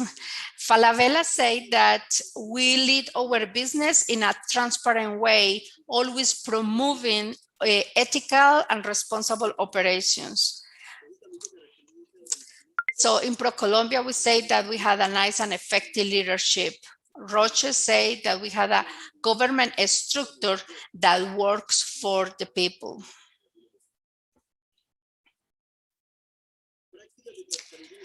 The next factor is the different practice of transparency in the process and in the communication with our publics. So the HL say that the access of the information is always according to the standards of the empresarial politicas recognized internationally.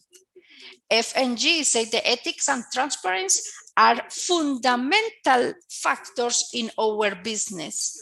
ProColombia say the transparency, the achievement and responsibility in all our actions are always in front of the customer. And Roche say we want to do a trust partner. And I want to share one or two more because they are 31. So I want to share two more. So we can observe how these governments, these organizations declare their purpose. So we know that we need to do as social actors in our environments that participate, being good citizens through the accomplishment of the policies that achieve our social goals. Falabella said that we have the responsibility to achieve the different laws and regulations that apply in our country, but also in our organization. FNG say that we are always with the purpose of accomplish the constitution, the law, and the different norms that apply to our entity. Roche said that we believe in the sustainability that is aligned with the individual goals and also with the society interest. Another factor will be the positive influence in our environment, developing proposals that are towards the improvement of the environment and also to develop communities. For example, the HL say that we are one step closer to our goal to become a standard for the society. So this is the information that we have, and we organize from these 31 categories, talking about the purpose of these organizations. So this takes us to see a profile of the organization. So what we are doing, we are saying that we characterize an organization with an ethical purpose that focus on service towards the community and the target audience, declaring that we had a specific commitments that we are social actors with a positive influence in our environment, that we developed good practice towards the corporative citizenships, and we had an interest in the environment, and we are transparent in our practice and process. Also, we show a lot of interest in the well-being of our employees. We value their commitment, their skills. We offer a good treatment to them. We have diversity politics and inclusion. We want to be the best place to work. Also, we find that we have a service proposal, that we have quality process, that we focus in the social part. We are innovating. We have ethical practice and a corporate leadership and government. We had ethical systems, and the technology is an ally to our process. We are viable financially, and we ensure the sustainability and growing, giving relevant results to our stakeholders. So these are the characteristics that we can say that had an organization with a servant purpose. So how is an organization with a purpose of service? So the first is that it's an organization that has a transcendental goals that focus on people to build community. Second, that can say that their purpose is a direct commitment, that they can say, that they can tell their purpose through their commitments towards the people that they serve. The third one is a purpose that is done towards the service or the stakeholders and all the audience that they have. If we focus in that purpose, we can be more effective organization. The fourth one is a purpose that can motivate the employees and all audience that are related to the organization, that the people want to act because it's very transcendental to them. And the fifth one, a purpose that can create social value and value for the organization. Always a purpose that creates value for all the publics.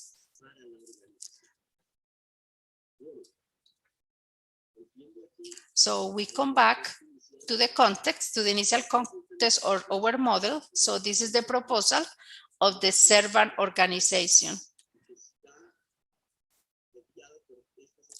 So this purpose has 3 variables: organization, proposal, and audience. So when we review these 5 organizations, so we identify these elements that identify a servant organization. So thank you for your attention. I am ready to answer some questions. Thank you so much, Professor Carlos, for this speech. It's a challenge, the thing that you are proposing here in all levels, institutional, organizations, and also university. What is our role preparing the future professional and leaders that are going to take the organizations to a servant organization? So we have a few minutes for questions. So the first question is from Professor Walter Arboleda, that he is a teacher from the engineer school. How do you apply this model to a company that develops software in order that this organization can be more oriented towards the service?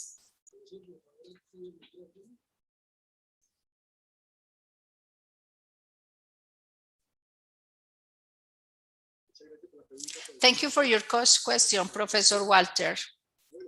Well, you had touched a very important point. I think that the purpose transforms. And the reason why we open organization is in order to be more effective in the achievement of that purpose. So the organization is the way that we achieve the purpose. So the purpose is more important than the organization. So the organization should be created around the purpose. So now the question is, how from our skills as a set or people that are working together, how we can contribute to a determined audience, how we can create a structure that can be effective in the achievement of that purpose.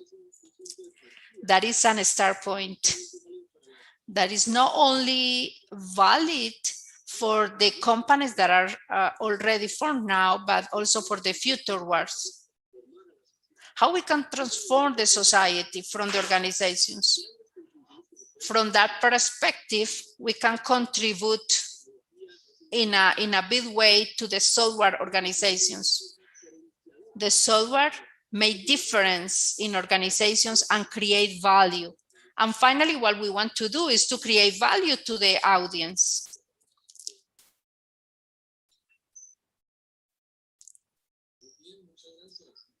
Thank you so much. We don't have questions at that moment.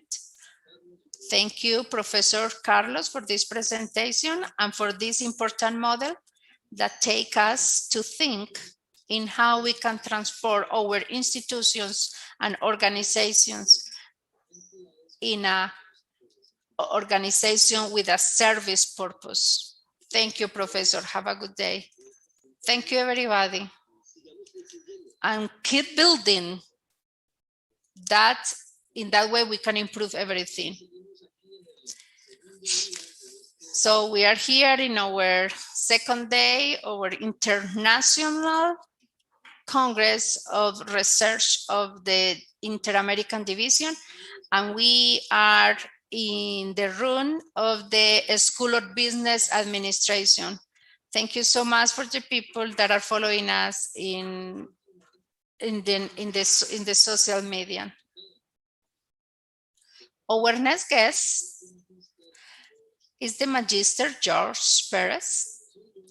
Professor Perez teaches in the School of Business of the Walla Walla University in United States. He has a master's degree in business, and he is a doctoral candidate to organizational leadership. He has experience in the private sector and as an entrepreneurship.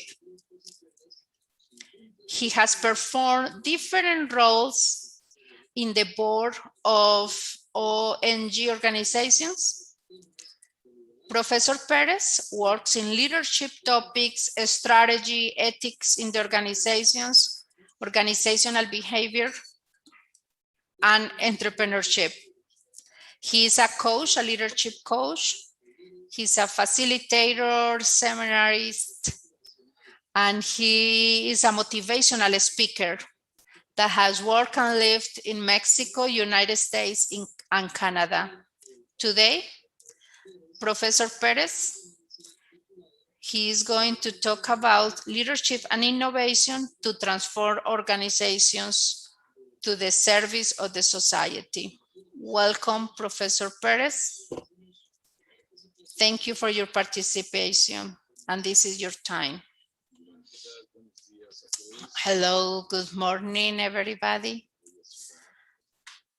We are here in Walla Walla in the Washington state. We had 3 hours of difference. So he really needs to get up early, but it's a pleasure to be here. I want to say thank you. I say hello to Gustavo Gregoriuti. That was his advisor and chair in his PhD. And it's a pleasure to hear everybody that is talking here in this room. And I'm going to put everything together because it's very interesting in the way how these topics can be combined in what I'm going to talk.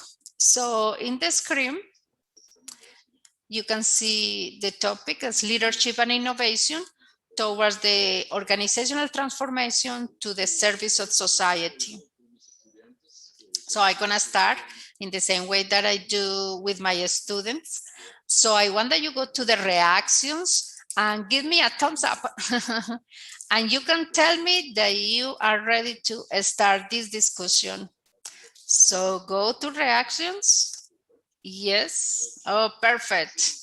Now I know that you are listening, that you are engaged with me. Okay.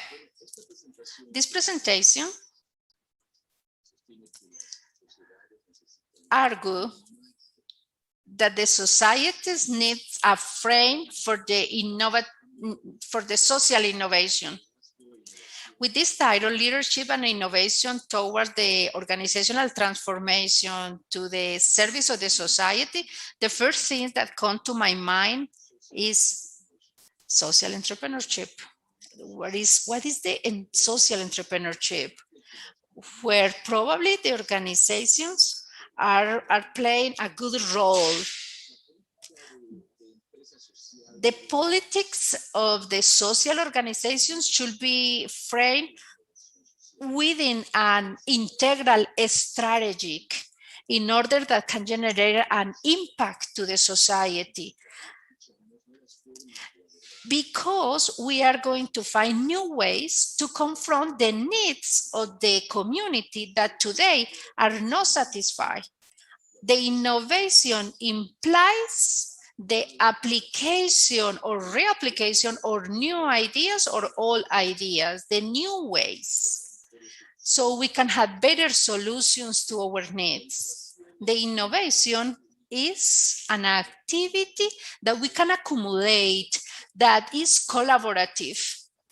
Exactly how the last presentation say that the ideas we can share, we can shape them, and finally we can develop. The social innovation, that is my topic, implies this thought towards the social topics. So let's talk about education, wellness, and of course, and what is the heat, inequality and inclusion. And I'm sure that you all are working in those topics in your universities. So our spirit, entrepreneurship spirit, is an engine to grow, to economical growth. So my passion about this topic is because this is my dissertation topic, and this one is developed around the entrepreneurship of immigrants, in particular in Toronto, Canada. So I also teach in entrepreneurism in a small business. And I have been an entrepreneur person. So I had started two or three business and I had sold them. So at the end, I am going to talk about what Walla Walla University is doing. Now, that empresarial business that moves the innovation, not only to use new opportunities and promote productivity, is also to help to confront some of the challenges that we had in society.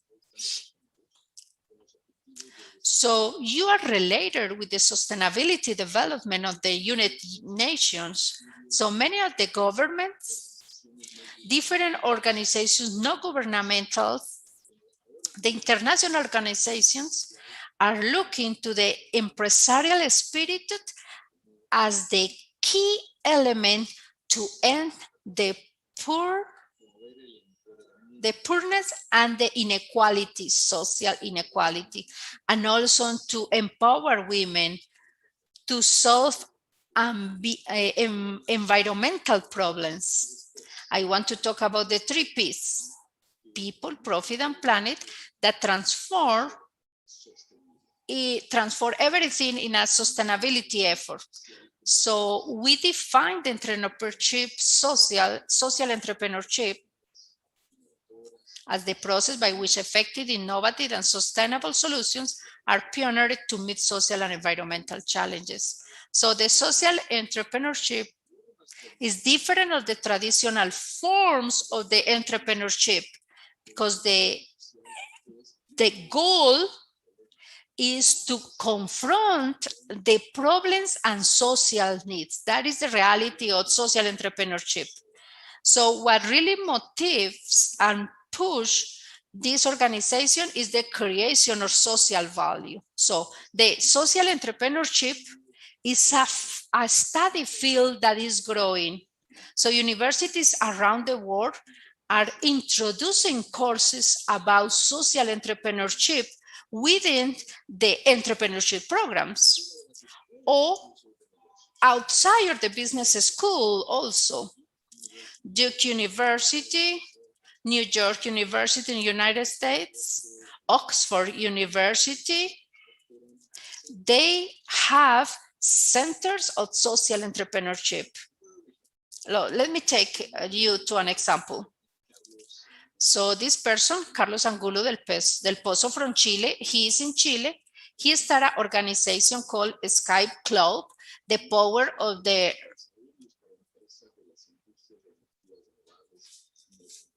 So they work in telecommunication. Energy is no conventional energy. So this company do analysis and management big data because they had artificial intelligence platforms. So when you ask Carlos, what is to be an entrepreneurship, he said, it's not only to create a business and make money. This is a lifestyle full of happiness, risk, sadness, and loneliness. But always you had light at the end of the way. We are here to make big changes and create new employment. But to do this, first we need to fail. Then we'll recuperate and start again to be the big entrepreneur, positive, and become a real company. So this concept of being disruptive in the business is very interesting. So the social entrepreneurship is about creation of social value. And I'm going to repeat this a lot because the social value can be created when you ask social questions. So the software companies like Firefox with the browser is a mix, and other companies are that do not have need to create money. But the final goal of the social companies is to meet a social need. So the entrepreneurship, the social entrepreneurship is a global phenomenon based on the research. So the social venture expressions that you can find in research, say they can use in the same way, social venture or social enterprise. So even though they can have different connotation, for example, here in the United States, the concept of social enterprise include organizations that are inside of a group of organizations that really want to get benefit. Like the foundations, philanthropic organization that has a corporative social responsibility. And also you have organization that has two purposes, to make some profit, but also have a social goals. But also we had organizations that do not have benefits, that wants to support the mission. And these organizations are just with the purpose or social results. In Europe, the social enterprise has different variation between two different thinking frames. So one is about the social focus, about the productive area, and the other has a really different purpose. And we are going to focus on this in a few minutes. The research that I have been doing, the terminology really varies. So you can see that in the literature, the social enterprise, social venture, social startup. So you can use it in different ways to refer to an organization that has a purpose or product is to promote the social wellness, and in occasions you can see that how this concept can evolve inside or the same organization until you arrive to the social innovation and social entrepreneurship. So we needed to use 1 more hour to talk about this topic and evolution. However, the main value is that the social entrepreneurship is going towards a social resource. The social entrepreneurship is still growing as an academic research area because we have not explored the foundation of this area and also the need of changing from the theory to the practical. And this explains why the people that study about the social entrepreneurship has not defined very well what is the right terminology. So for many people, social entrepreneurship is still generating a lot of controversy. So we have not defined what is the right definition that we accept for all the actors in this area. So we have different definitions. So I'm gonna give you 2 examples. This is in Mexico, a young girl entrepreneur, Giselle Mendoza. So she finds solutions through the orange pill. So I know that in Colombia they do something like that. So some students talk to me about this at the moment that I share this information. The vision of GEICO is to be a global leader about the sustainable process. So we build plastic from the orange pill.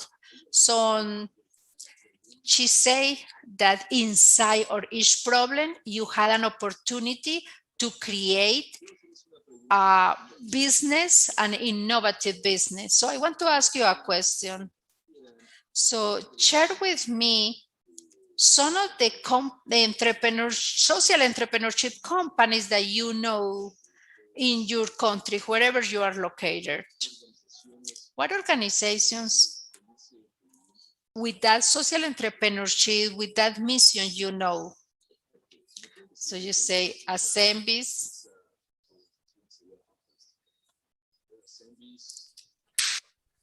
So you can tell me where is Asembis located. So Costa Rica called these organizations of the social economy.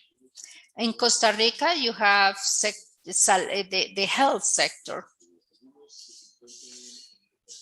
So somebody that is in another country, so I can take some information and make some research with those organizations.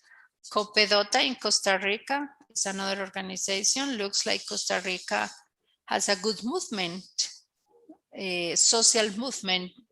So you can keep sending to me in the chat so I can save them.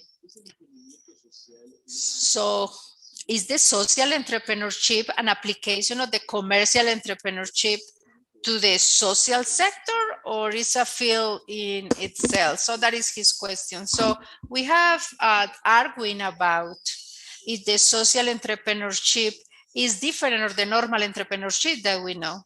So we know that we have too many definitions of social entrepreneurship as well as too many actors. So I want to ask you, what is social entrepreneurship? I'm gonna have many answers.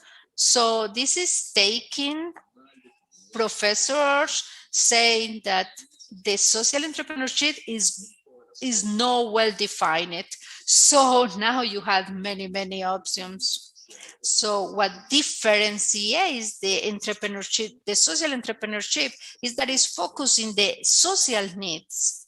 But however, others argument that because the concepts of sustainability are recurrently in the entrepreneurship concept, social entrepreneurship should have those terms also, or at least the two elements. So the economical dimension in the social entrepreneurship is the way to achieve the social value. Doesn't matter what is the country and the politics of the country. Social entrepreneurship should include these 4 elements on the script. Address a particular social need, be centered on the creation of the social value, emphasize social impact, means to attain the social mission. So we can achieve our mission with different strategies that can be profit or not profitable. So even though we don't have a clear definition, the majority of researchers agree that the most important promoter or the social entrepreneurship is the social problem. And this is very interesting. The social entrepreneurship, you can say that is an innovative activity that can happen without the different sectors, profitable, not profitable, etc. So I can find that different authors talk about the multidimensional natural and the moral inclination or social entrepreneurship, that responsibility that we have with the social entrepreneurship. So this implies a performance, an empresarial performance in order to achieve that social entrepreneurship.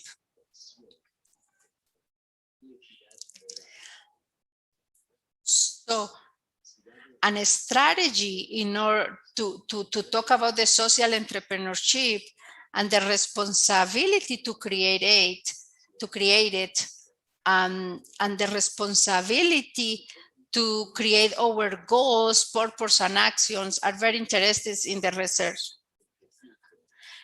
Other company called Ecofiltro, and that they want to solve a social problem. Philip Wilson is in Guatemala. This company has as a goal to reach 1 million of families in Guatemala with clean water in this year, 2021. And this is a good company that we should follow. Somebody asked, why countries like ours and in the other Central American countries, they don't see the social entrepreneurship as a solution to have more equal societies. So it's going to share a website of the social entrepreneurship.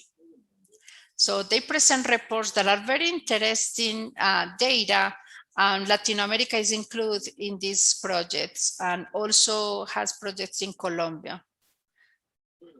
Okay. Thank you, Marta, for your point. So I'm gonna talk about the definition of social entrepreneurship.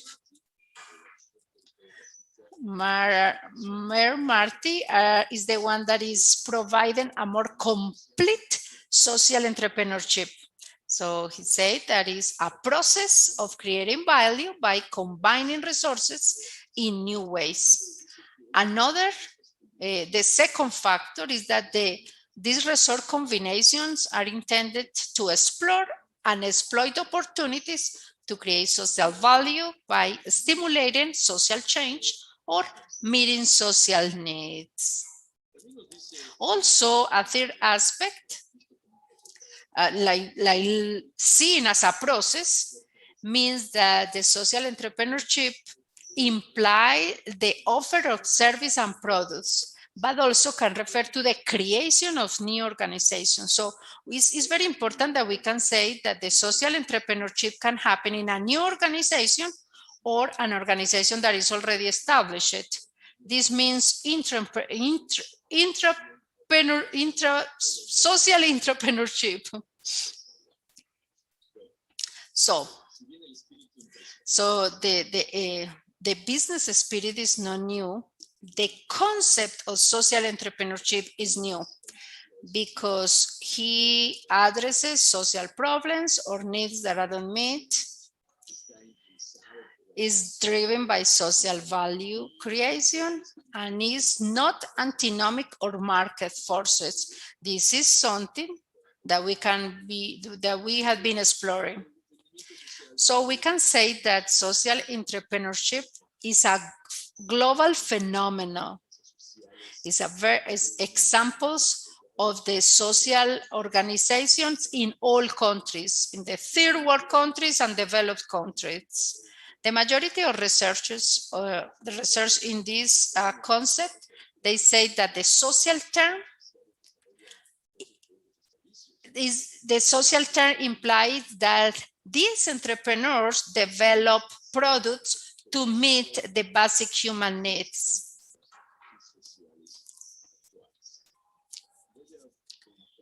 So I'm going to jump to a global phenomenon, the social entrepreneurship as a global phenomenon. So the practice and the governance can vary from one country to another. So different in the United States, in Europe, a social organization is a variety of organizations.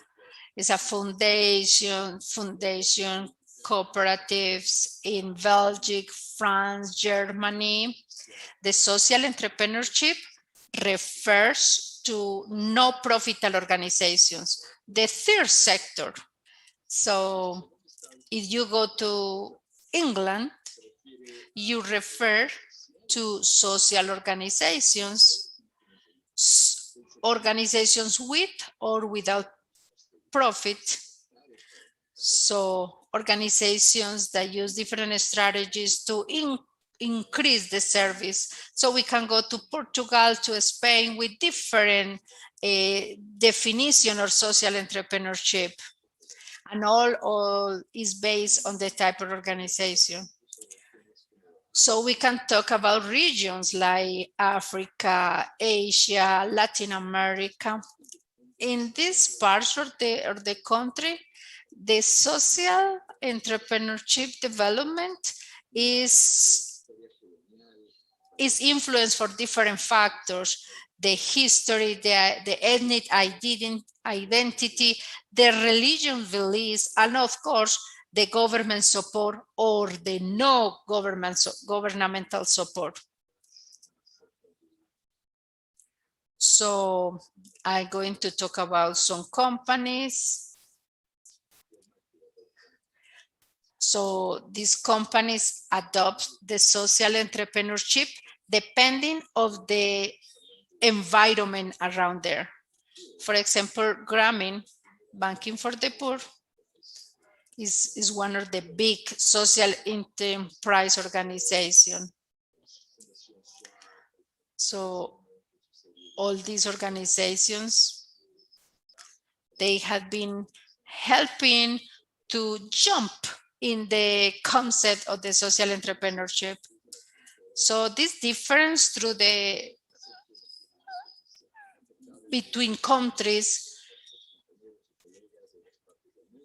So you can see that there are differences between the countries, but really we can unify the concept that the social ventures address social issues that are prevalent in a community. So this is the framework.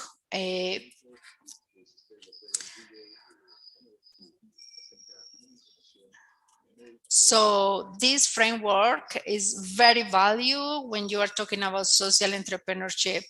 So in this report, you have 50 economies that participate, And this report described different type of economies and different regions. So you can find a diversity type of economies from the lowest to the highest economies. And in Latin America, you can see in this study that you have like 8 economies. So here is Colombia. So in this area, you can see the equal symbol indicates the classification or the rank are related to a different economy. So what I have been seeing in Colombia, and according to the report, looks like the entrepreneurship spirit has been very relevant for this government. And the entrepreneurship spirit has been defined as one of the 3 strategic areas in the country. So you had different organizations like Impulsa, SENA. So different foundations for entrepreneurs are the key elements to promote entrepreneurship. And in the biggest cities in Colombia, the entrepreneurship systems are going to have the support of the organizations, the financial organizations. Also, the universities are promoting the entrepreneurship. And you can see that you have angels investors that can support all the projects that comes from the university and innovation labs. So my time is almost over. So I want to talk about what we are doing in Walla Walla University. And this is the Center for Humanitarian Engagement. And this is related with the service that is fundamental for the mission of the Walla Walla. This center promotes a service lifestyle. So you relate all the universities with the service and you can find different tools that they offer to you. Also, the business department has a partnership with Collab Inc. And the reason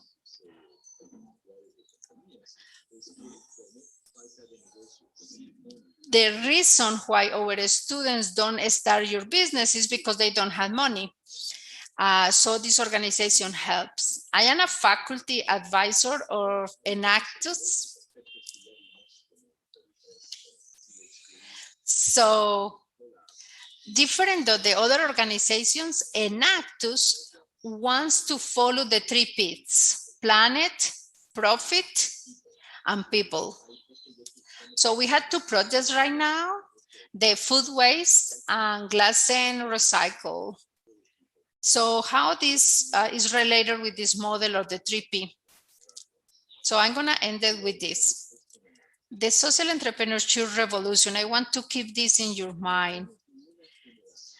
In less than 1 generation, we have been witness of the transformation of the way that the people think and work in order to achieve the social change. So all this transformation is growing because the people is not satisfied with the conditions, and also because we have different ideals. So we should be part of this revolution of the social entrepreneurship with mission in our institutions. Thank you so much, Professor George Perez, about this topic of social entrepreneurship and the creation of social value. And these topics really convert to one point with Dr. Gregoruti and Dr. Carlos in the same topics. We are talking about the same topics. So maybe we can answer some questions. Thank you so much, Professor. Okay, we are going to continue with our program, and we have the last part that they are going to be 2 presentations to end this, to finish this run about the business and the organizations. So the next one is going to be with 2 professors, one in Mexico. So one is our alumni that she is from Colombia, Professor Adriana Ruiz. She is an alumni of our university, and she is a candidate for a doctoral degree in business. She is a researcher in the Montemorelos University in Mexico. She has been a dean of the School of Business in the Linda Vista University. Also, she was a director of the entrepreneurship area. She was a researcher here in the university, in Adventist University. And she has been a researcher in many universities, Linda Vista, Montemorelos, Navojoa. So the other person will be her colleague, the Professor Jaime Rodriguez. And this professor is a faculty in the... And he's professor of the Institute in Mérida, Yucatan in Mexico. He was also director of the research center in the University of Montemorelos. He has been a professor and research director in master and doctorate dissertations. So we welcome our two presenters that are going to be presenting the following title: the participation in the educational model and entrepreneurship, and the skill development in the graduates from an institution of an Adventist university. So we are requesting our listeners so that you can write your questions in the chat section, so maybe we can ask two at the end. So go ahead, Professor Adriana and Professor Jaime, you're welcome.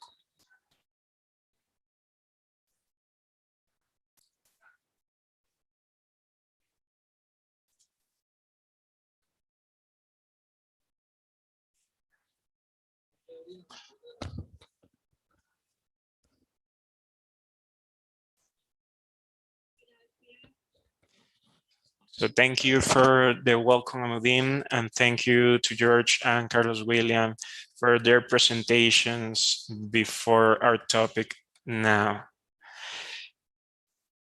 I'm going to screen share my presentation with you.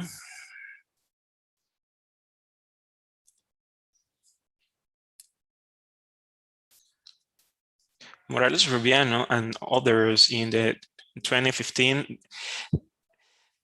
they proposed the triple propeller model in the Adventist University educational system that consists of a union between companies, universities, and church. We also thought that in the Adventist church, we also have a triple propeller model within church, university, and companies. When this kind of relationship began, with the help of Dr. Tim, we have found the first declaration of Ellen G. White in 1873, where she wrote that schools, Adventist schools, should have establishments where people could work, and also that teachers should oversee the work of the students in these industries, and every day an amount of time should be dedicated to work. In 1899, we proposed that we should create industries in the institutions so that we could help the students to pay for their expenses. In Avondale, Australia, they began to implement this plan, creating an industry of healthy foods. So she said that the students should work in this industry so that they have resources to pay for their studies at the same time that they develop skills for life. So regarding university campusing, that also presents a relationship between the church that funds the educational institutions and also the industries that are inside the universities. We also have found an indirect reference between the Ellen G. White writings in between the 1800s and 1909. And we have consulted with Dr. Maroney, Director of Publications in the General Conference, who establishes the beginning of the canvassing program from a quote of a book of Ellen G. White, who says in 1906 that all institutions should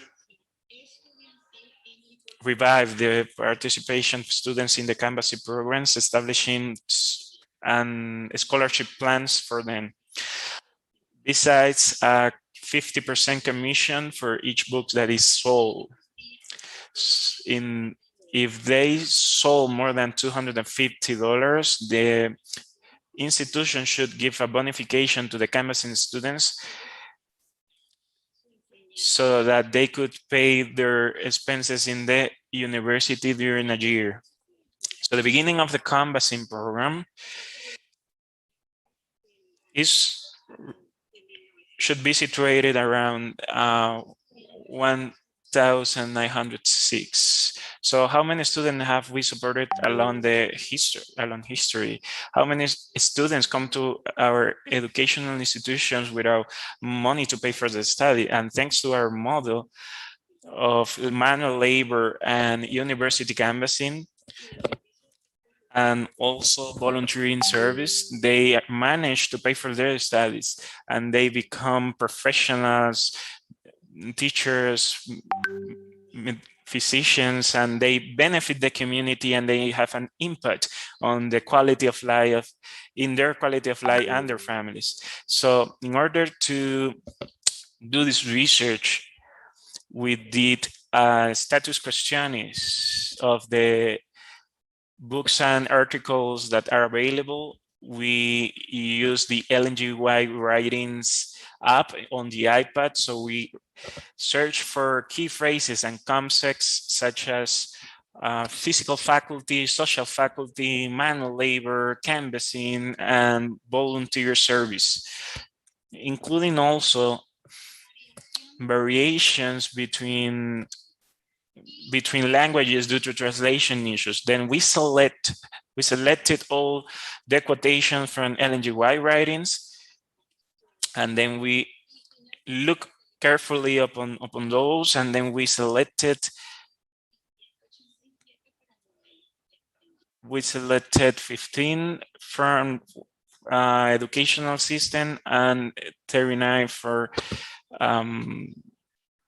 and then we selected these quotations and put it on Atlas T, and then we analyze scientific literature, and then we study peer review articles, books, master and doctoral dissertations, and then we analyze it using the before mentioned tool. And we used 277 codes, 14 networks, and 10 tables. And then we define the variables we were going to study and the models. In this slide, we worked this diagram along with Dr. Taylor and my research director, who is Jaime Rodriguez. And when we define the dimensions according to Ellen G. White writings, we defined the spiritual, mental, physical, and social dimensions that, for this research. In the spiritual dimension, we had Bible study, faith development, and character formation. In the physical, we have a healthy lifestyle, work ethic, and healthy recreation. And then in mental faculty, we have a biblical worldview. The individual develops a friendship relationship with God and also with their neighbors. The model of Adventist entrepreneurship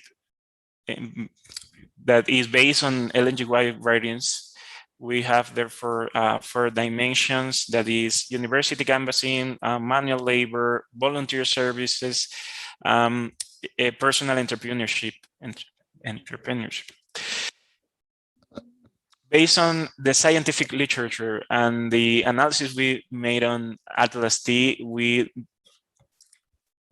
developed a model that includes 4 areas of skills for skill development. We adopted the view that had 4 levels of skills that are related to skills of being, knowledge skills, working skills, and ethical skills.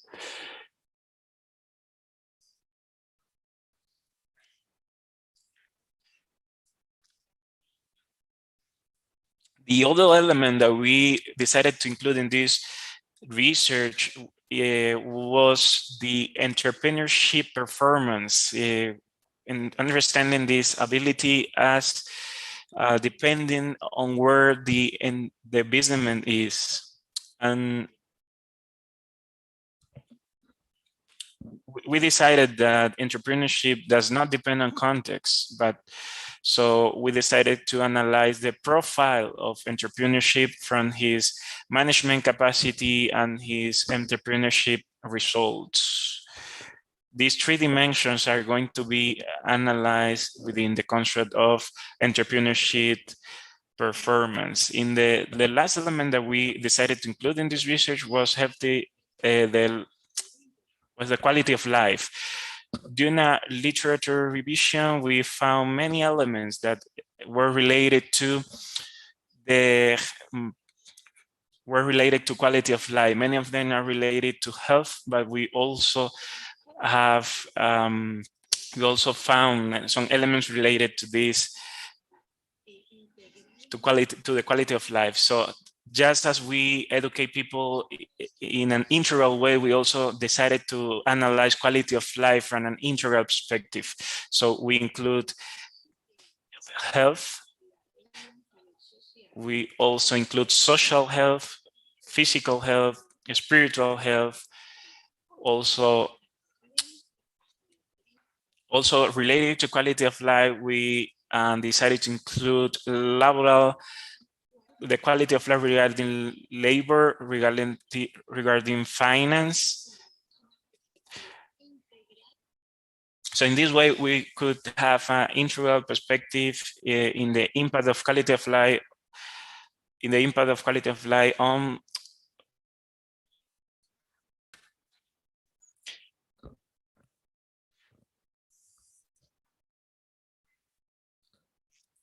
So we developed a theoretical model based on the previous the aforementioned elements,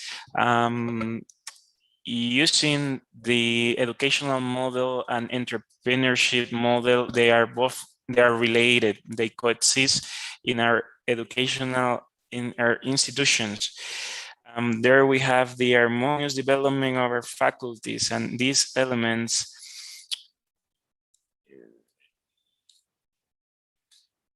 and there we have the manual labor, university canvassing, entrepreneurship.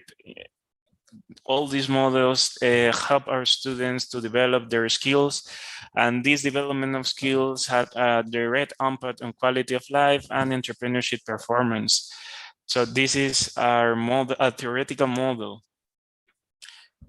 So now we are going to see how do we find empirical evidence so that we could evidence the relationship between the theoretical model and an empirical model that coexists in our institutions.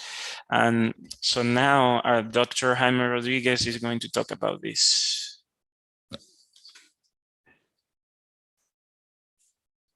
So now we're going to talk about the methodology of the study, and we're going to explain some results that are derived from the analysis of the data. Basically, Adriana did a sampling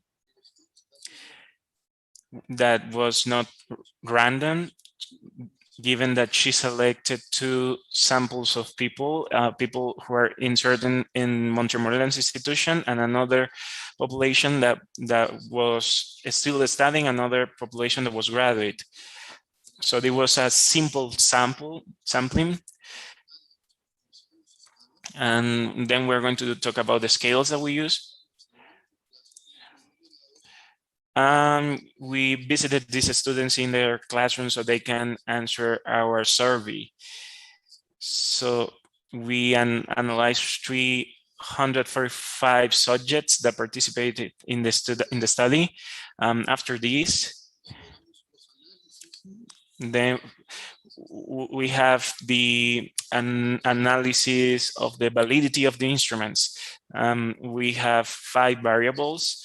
Those 5 variables show that they were of good quality regarding the validity and regarding the validity of the research. So in spite of the extent of the instrument, that were around 100 questions, the people who answered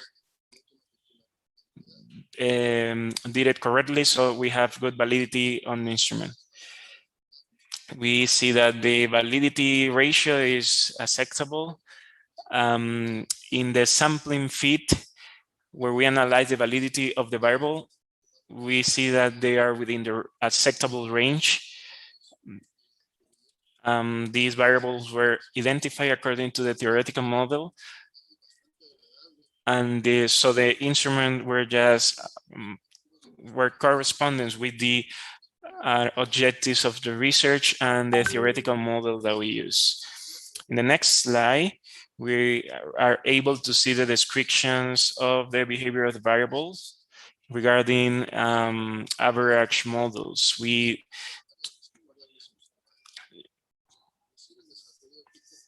So regarding the competence skills, we have number that is above average. We use a scale from 1 to 5, where 5 is better development. So we have that competence skills are above average, so the students are developing their competencies in this in the educational model regarding entrepreneurship performance, quality of life, or participation in the educational model. We see that their participation is satisfactory. Nonetheless, the participation in the entrepreneurship model is in second place. This means that the students, according what they say, they don't participate so much in the entrepreneurship model, given that the result of our research shows that it's almost in the average. We see that the results are not equals. And this is the result from the description of the variables. Now, in the model that Adriana was talking about, in this measurement model, that is where the indicators are, we begin to see some elements that are interesting. For instance, when we see the factorial load,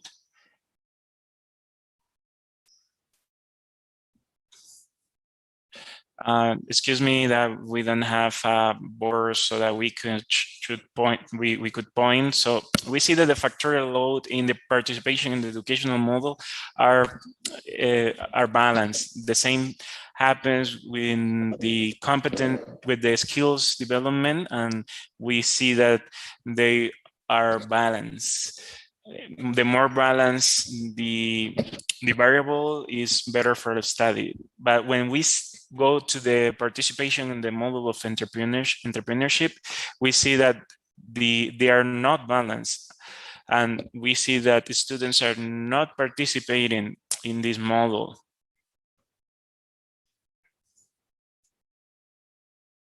So we have a low result here, and this scale is the this is the scale that we got the lowest level of credibility, but it still is useful. In the entrepreneurship performance, we have 2 indicators that are balanced.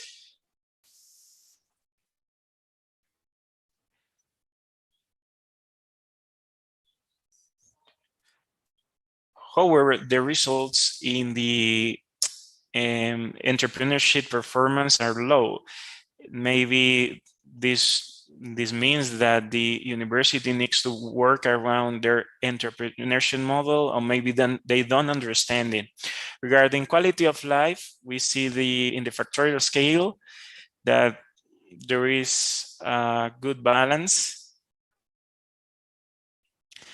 In their mission, the University of Montemorelos proposed the integral development of the students, and we see that most of the elements are balanced regarding spiritual elements or physical elements. We see that the spiritual is higher. They give great importance to this element. However, regarding quality of life, in the elements in laboral quality of life and financial quality of life, we see that the numbers are low. So students, they don't think that quality of life is related with money, but rather with physical, social, and spiritual skills.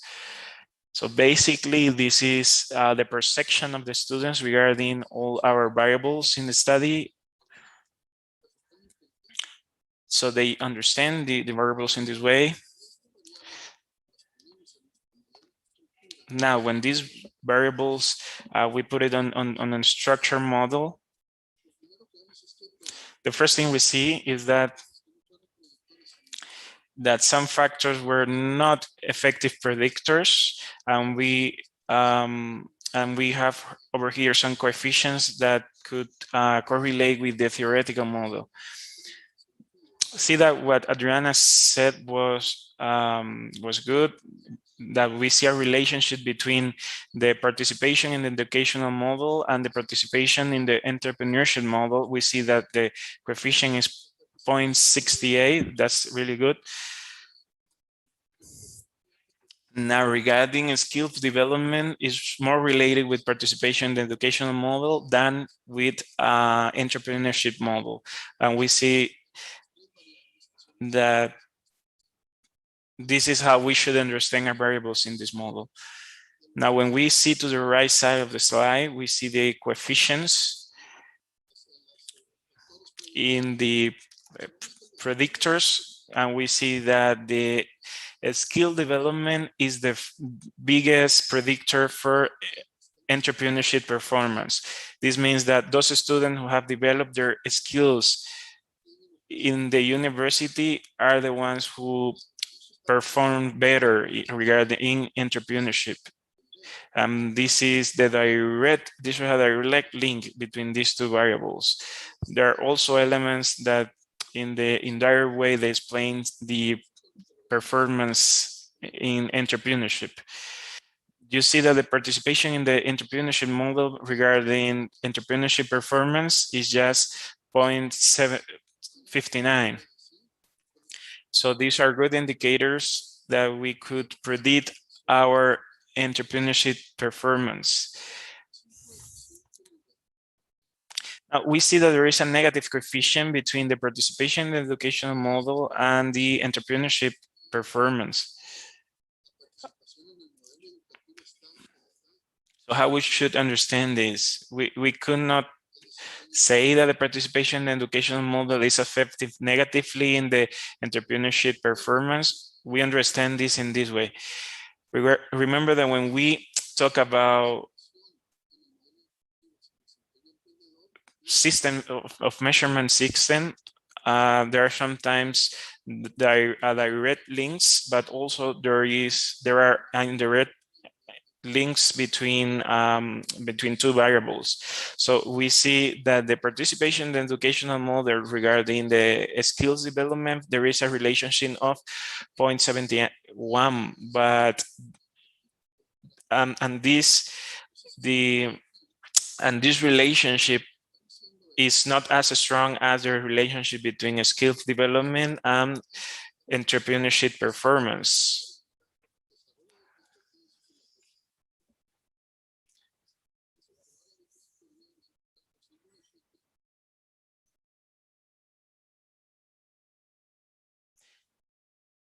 So this variable, even though it does not have a direct relationship between participation in the educational model and entrepreneurship performance, there is an indirect link between participation in the educational model due to the skill development that end up affecting entrepreneurship performance.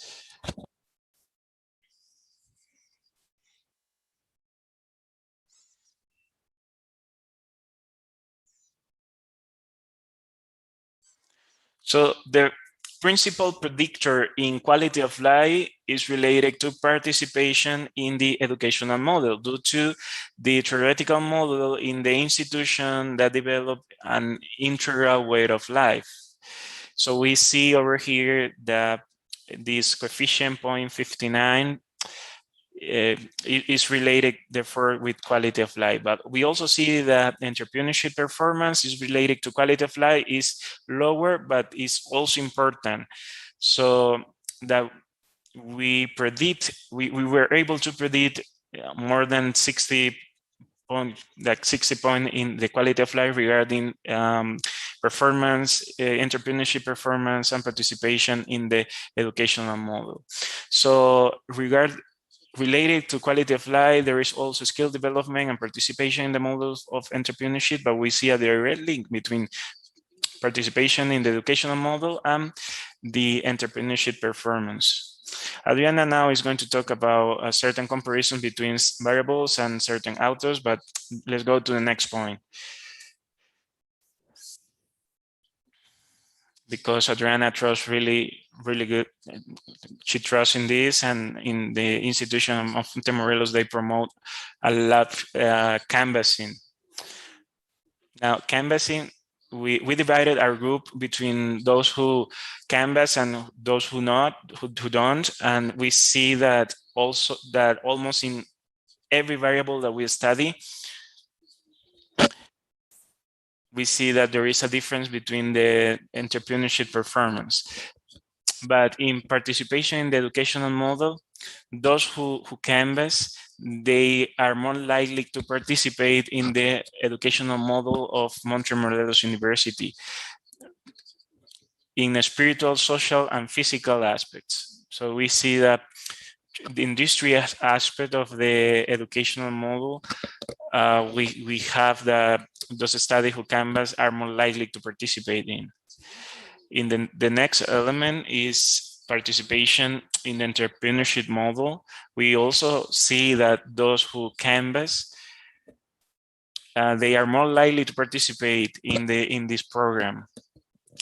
We see here that on manual labor, those who canvas are more likely to do it, and also in volunteer services. So even though sometimes they are busy in their work, and also we have skills development.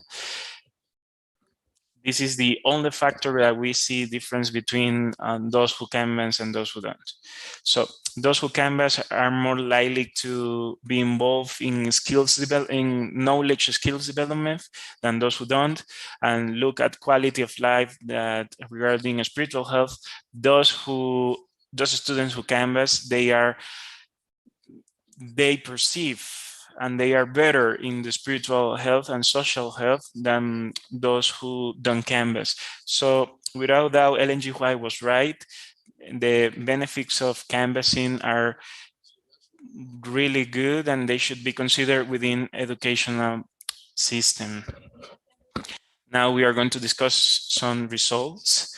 So regarding the discussion of the Adventist educational system, we found that our proposal is a proposal of integral education. We educate all the dimensions of the individual, such as we saw in the results that you can see in the slide.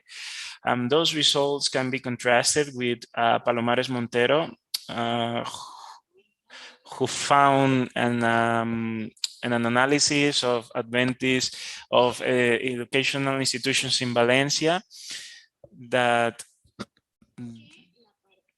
students tend to develop more technical and intellectual skills than social and models. So when we contrast it with our proposal, we see that ours is integral. It's whole. So the second discussion is regarding the model of entrepreneurship in Adventist institutions. This model is a entrepreneurship of a model of social entrepreneurship, and a social enterprise is the one who gives tools to the individual so they can flee from poverty, and we give our students tools so they can finance their educational expenses, so that they can impact their lifestyle and go out from poverty. So Ellen G. Juez said that the benefits of manual labor and university canvassing, we might not be able to measure. And Cadwallader said that those are experiences that are thought to the student on how to do a proper job and how to develop skills at the same time that you have the financiation for your studies. So Cadwallader agree with Janus that we have a model of social entrepreneurship. Regarding the skills development, we also have a balanced development skill model, but we emphasize those skills related to BEAM. And we agree with Flores Laguna that those skills regarding aptitude are higher in the university, in the students of the Montemorelos University. We are worried about some skills with some knowledge skills, because Lambana in 2014, he established that where they interview some 1,000 employers and they value the social skills that of their employees, and they found that the 34% of the knowledge skills require more development.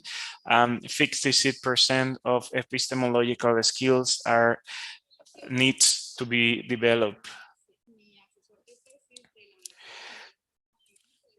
Regarding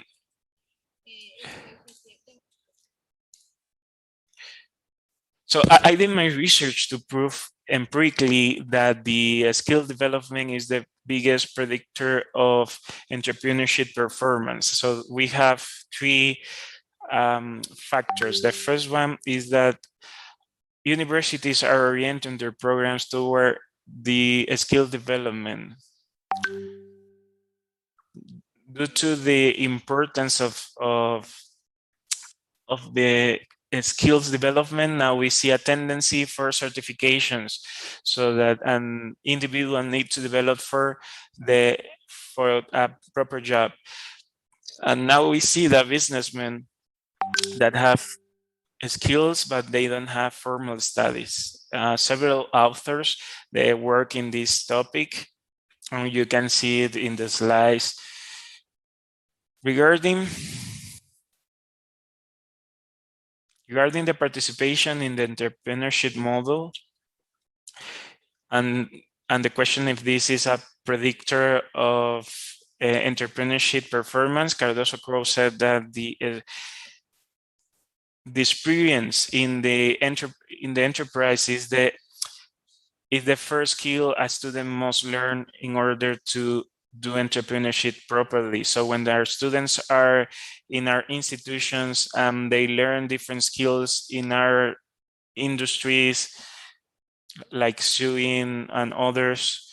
They develop certain skills and they know certain business. And when they go out, they have now the opportunity to apply those things they learn now in their personal entrepreneurship. The same thing happened with those canvassers, and every businessman should sell. And when they go to Canvas, they now learn these abilities they need to develop their skills in developing entrepreneurship. And this not only applies just to businesses, but also to the interior of certain organizations where they work. Another important aspect here is that the entrepreneurship performance, we define the entrepreneurship performance profile in ways that are shared by other institutions. Now, regarding quality of life, Tingey 2020, our results agree with Tingey 2020, and the education that favors entrepreneurship has an effect on the reduction of poverty. Just as our strategies in our entrepreneurship model favors the reduction of poverty, we did an analysis of those students who canvas and those who don't, and we are, and something caught our attention. There is not a big difference between regarding quality of life between those with those who canvas and those who don't.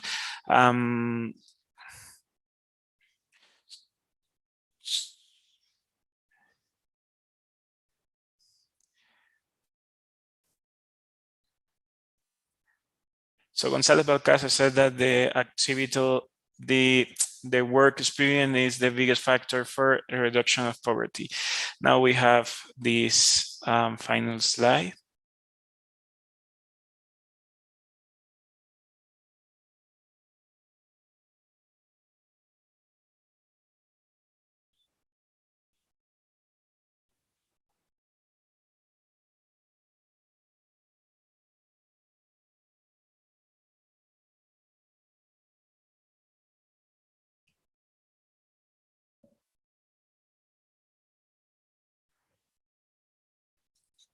So now we have been a training person for almost 150 years. These industries in our institution are the equivalent of Babylon and Egypt for Daniel and Joseph. So these industries are key in the skill development for students. And they are key for the development of skills needed for divine service. So these are our conclusions. We suggest that entrepreneurship should be developed as a transversal axis in our institution, that we should incentivize the program of university canvassing. We also suggest that the university should evaluate the entrepreneurship model, and that this same research should be modeled and repeated in other institutions. And in this final slide, there is the whole model. And now we want to know if there is any questions.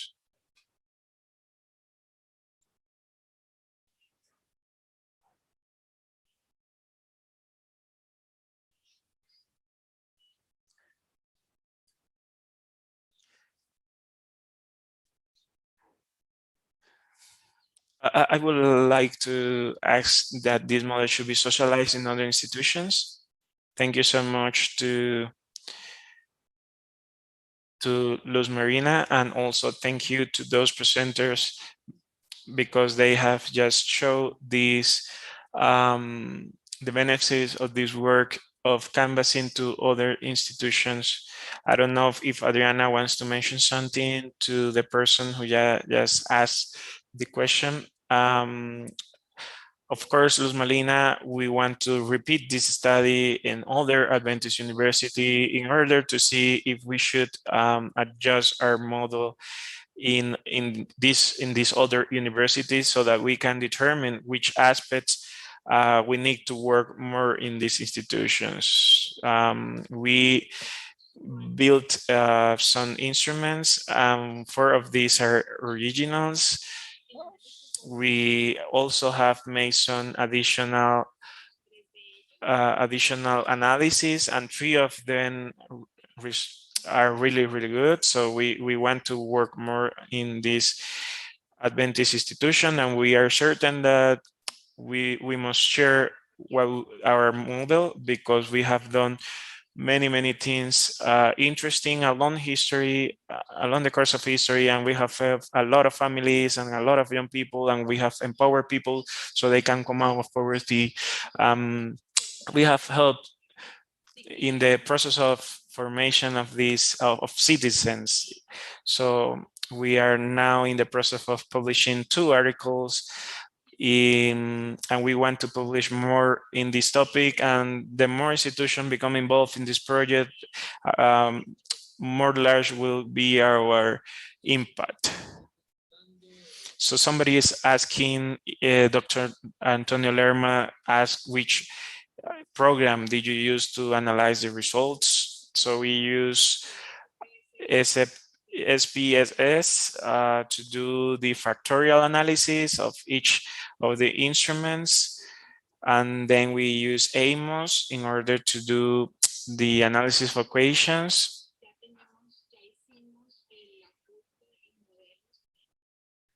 So we already have adjusted the educational model.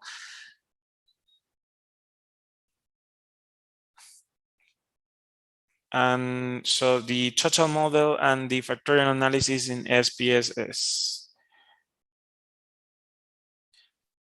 So we have another question here from Peru, Alfonso Paredes, if the model includes the skills. So what do you call participation in the educational model? So there are 5 variables. The first one is participation in the educational model. The second is participation in the entrepreneurship model. Those 2 variables, they contribute to the skill development model in 4 areas. Regarding skills for convivence, skills for self, skills for knowledge. So the educational model,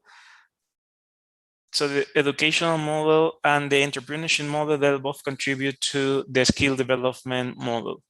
So thank you so much, Professor Adriana, for your work, and also thanks for Professor Jaime for his participation in this important event, and we hope that we can keep communicating each other so that we can replicate these studies in the Adventist educational system.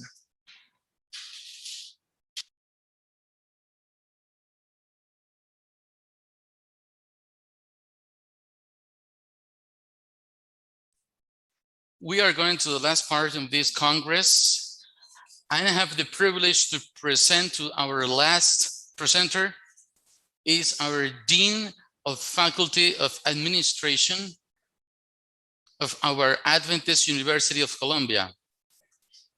We are talking about the Dr. Lorena Martinez. Professor Martinez, she's an administrator and a specialist in organization administration of the Adventist University of Colombia. She has a Master of Administration from the Adventist University of Montemorelos in Mexico, and she also has a Master in Science of Administration from the EAFIT University. She has a PhD of Organization and Studying for the University of Metropolitan in Mexico, and we are privileged to present to close this morning with a presentation entitled From the Protestant Ethics of Max Weber to the Concept of the Stewardship of the Adventist Seventh-day Adventist Church. So, Professor Lorena, thank you very much, and go ahead with your presentation.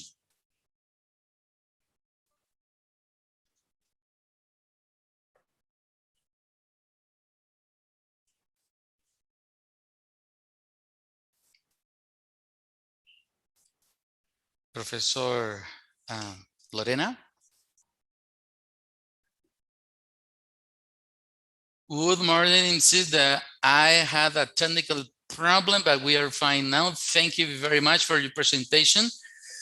It's for me a privilege to see very familiar faces, and greetings after so many years. Professor Adriana, greetings to you. Greetings to you. We see you again after 10, 15 years after don't see each other, but we look very beautiful as always. Cordial greetings to all of you, to all the presenters in this morning. And we are going to present the rejoicing moment of this presentation. So I have a little time for the presentation. I'm going to make a brief presentation, which is a product, it's a topic of the findings of a research that I have done within my doctoral presentation. But before I start, I want to tell you that we're invited to the room of networking. We have 10:30 tomorrow morning. We have so many initiatives we have shared. And to be able to take advantage jointly, this is one of the advantages of being a big family as we are. So tomorrow we're gonna try to articulate projects and to coincide in some research topics interested to all of you and should be have great contribution. After this brief commercial, I'm going to share the screen. I'm going to start to present now. Okay, you're looking at.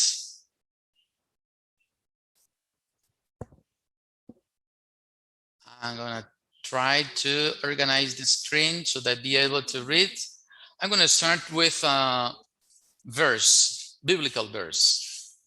Always I try to I make this presentation, I try to make this introduction to be able with humbleness to this topic. In this case, we're talking about the stewardship of the church, and I think this is very important to place in this context. Says not to give thanks for you, making mention of you in my prayers, that the God of our Lord Jesus Christ, the Father of glory, may give you unto you the spirit of wisdom and revelation in the knowledge of him. The eyes of your understanding being enlightened, that you may know what is the hope of his calling and what riches of glory of his inheritance in the saints. With this, I want to start with the best of the mindset that God may enlighten us to present. So this presentation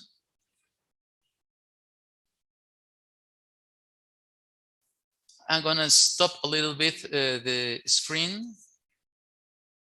Let's do it again.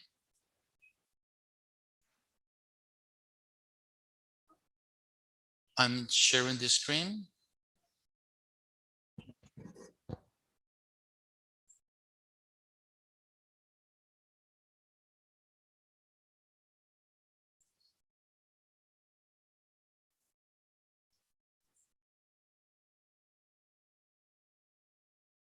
So unfortunately, right now it's not working.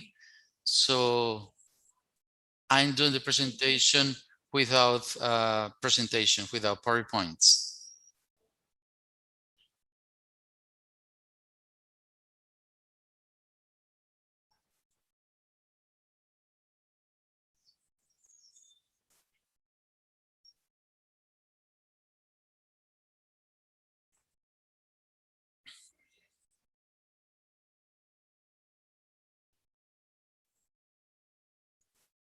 we're going to make a first consideration, general introductions.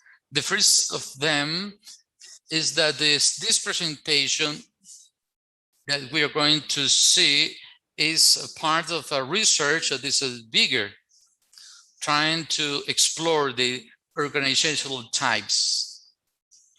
We are going to explore only the aspects that refer to one topic, specifically the principles of administration that correspond to the Christian stewardship and the Protestant ethics of Weber. Because this is an empiric presentation, all interpretation are related to the particular, and it is not compromising the interpretation of the Seventh-day Adventist Church.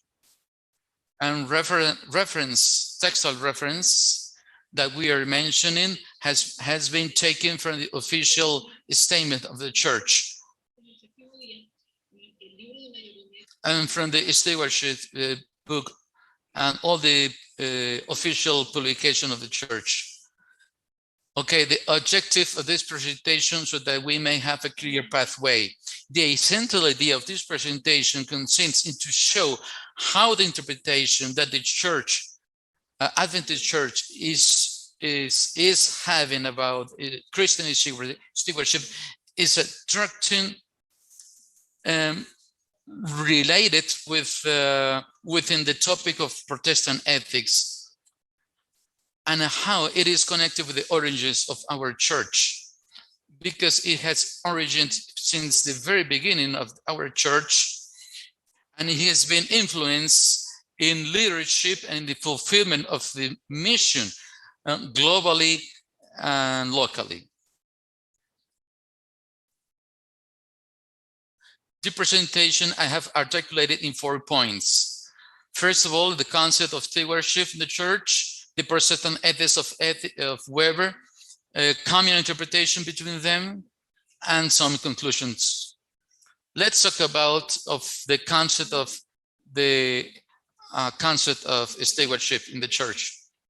Since I am not a specialist in this topic, I want to say that the stewardship is part of a network, a complex network of 6 beliefs or type of beliefs that are included in various systems of belief on the church.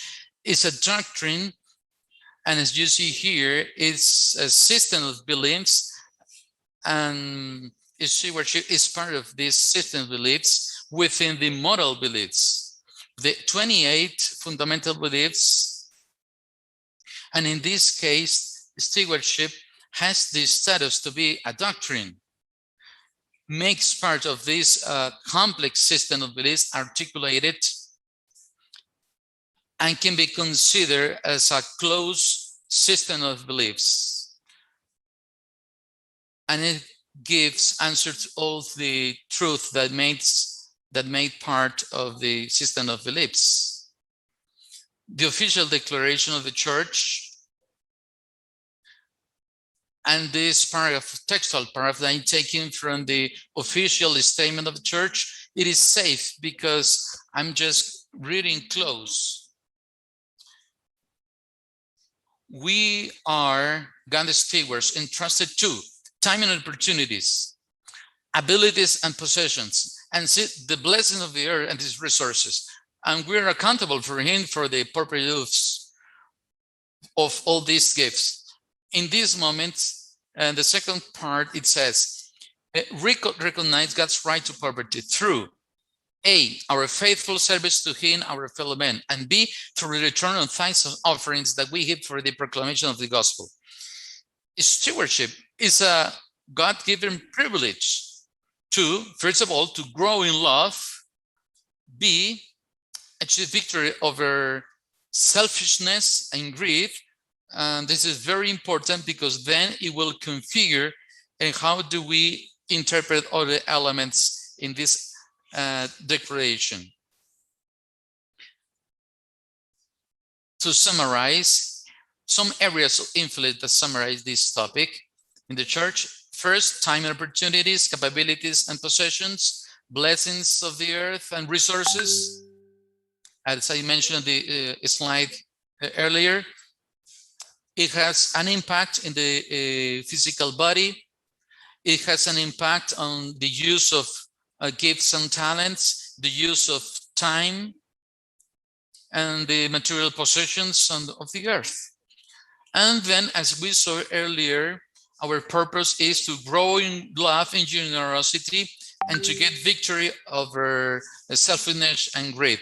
So in the case that we are working, our interest was centered in how the church interprets the topic of the material possessions, how the church interprets the issue of material possessions. Let's consider this first. In order to administrate the material goods, it should be interpreted for some biblical concepts.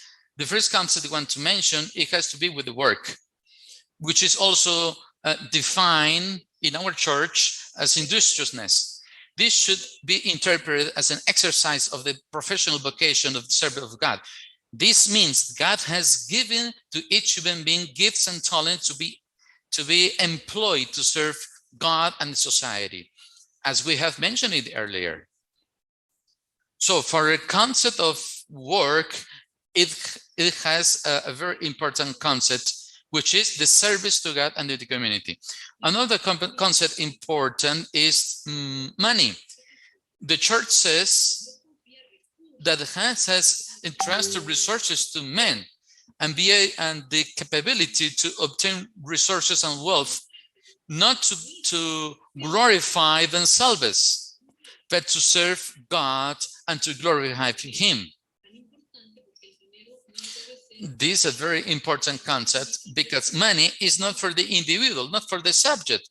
Money should be used for the glory and honor of God. And later we will see this, how this relates to this concept of saving. Another important concept is saving. It's a very important concept in the Christian stewardship.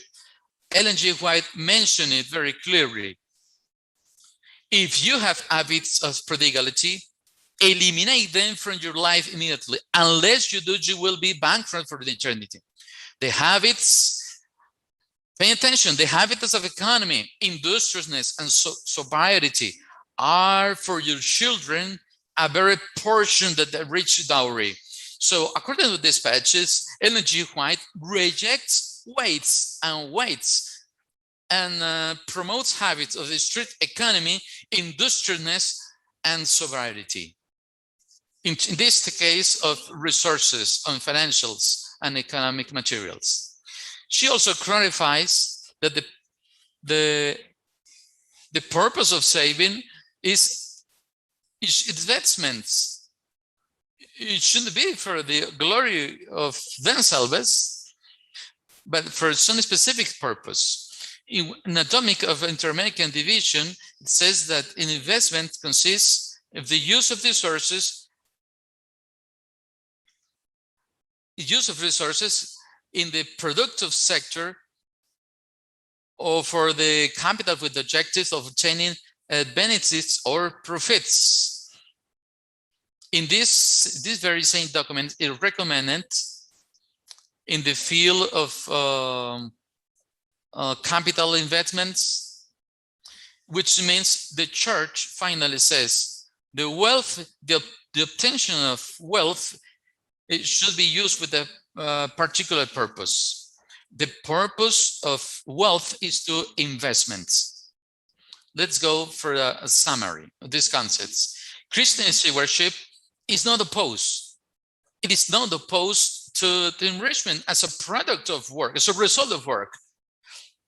But it is opposed to the accumulation, which is in this case is interpreted as a harmful habit. Treasure wealth is not merely useless, it's a curse. In this life, it is a trap for the soul, as it removes the affection from the heavenly treasure. And this is a very important topic for accumulation. In this case, it is defined as an order gathering of a large number of objects, including money. And this is the problem of greed and selfishness. The danger of accumulation is that it displaces trust in God. According to the church, the difference between saving and accumulation, it is two similar concepts. It is an attitude that one has towards money. And it is very important clear that wealth accumulation money should be an opportunity to draw closer to God and not to cling to earthly things. The way we use money should be led towards God, toward his work on this earth, and toward the hope of one day living in his kingdom. So we have two very clear concepts. Let's talk a little bit about Weber's Protestant ethics. In the Protestant ethics in the spirit of capitalism, Weber argues that there a link between this ancient thesis. There's a link between religion and relationalization process, which is in the West, contribute to the generation of specific economic ethics of capitalism. So in Weber's model of Protestant ethics was based on the religious belief of ascetic Protestants. It says John C. 997. These Protestants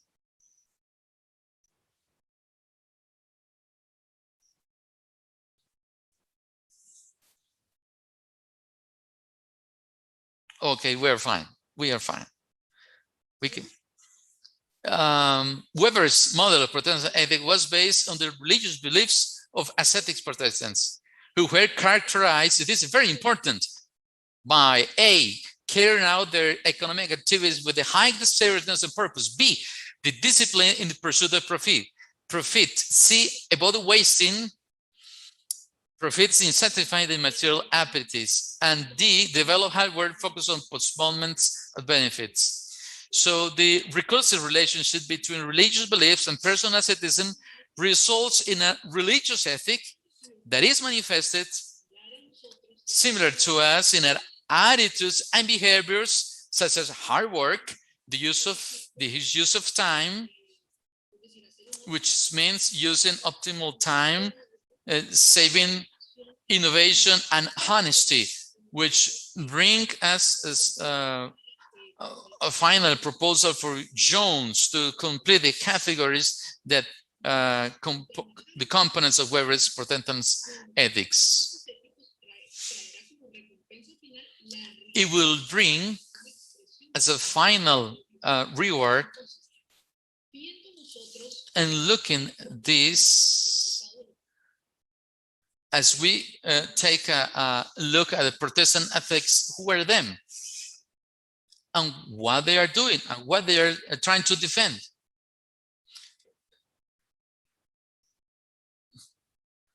So this little footnote explains this a little bit more.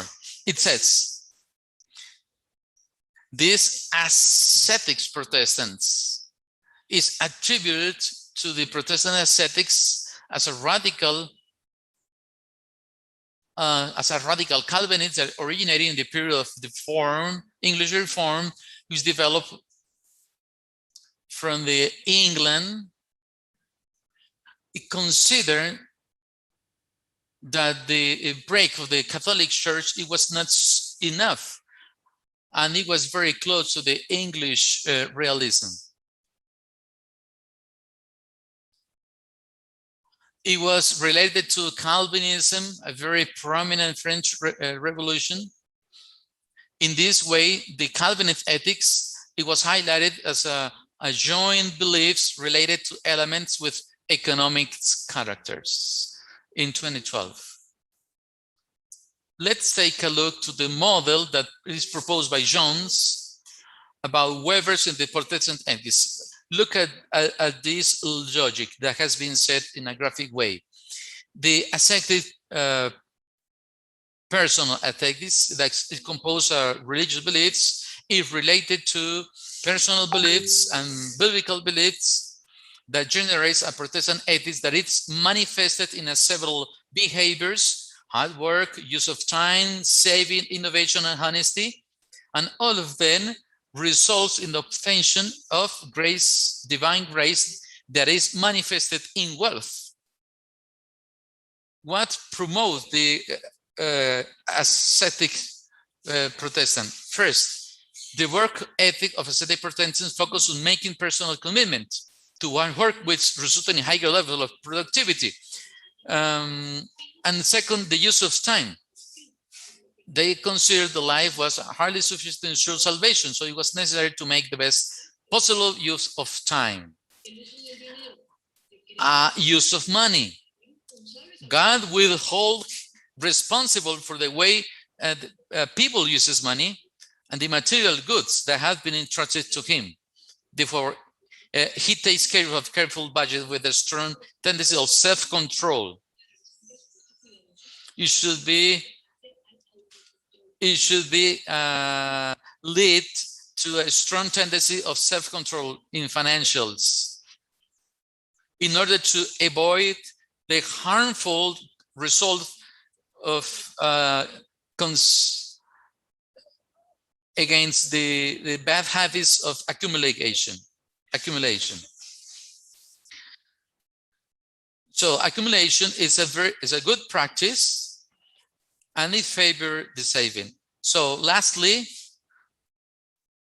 the model of Jones that includes this important element because it is understood,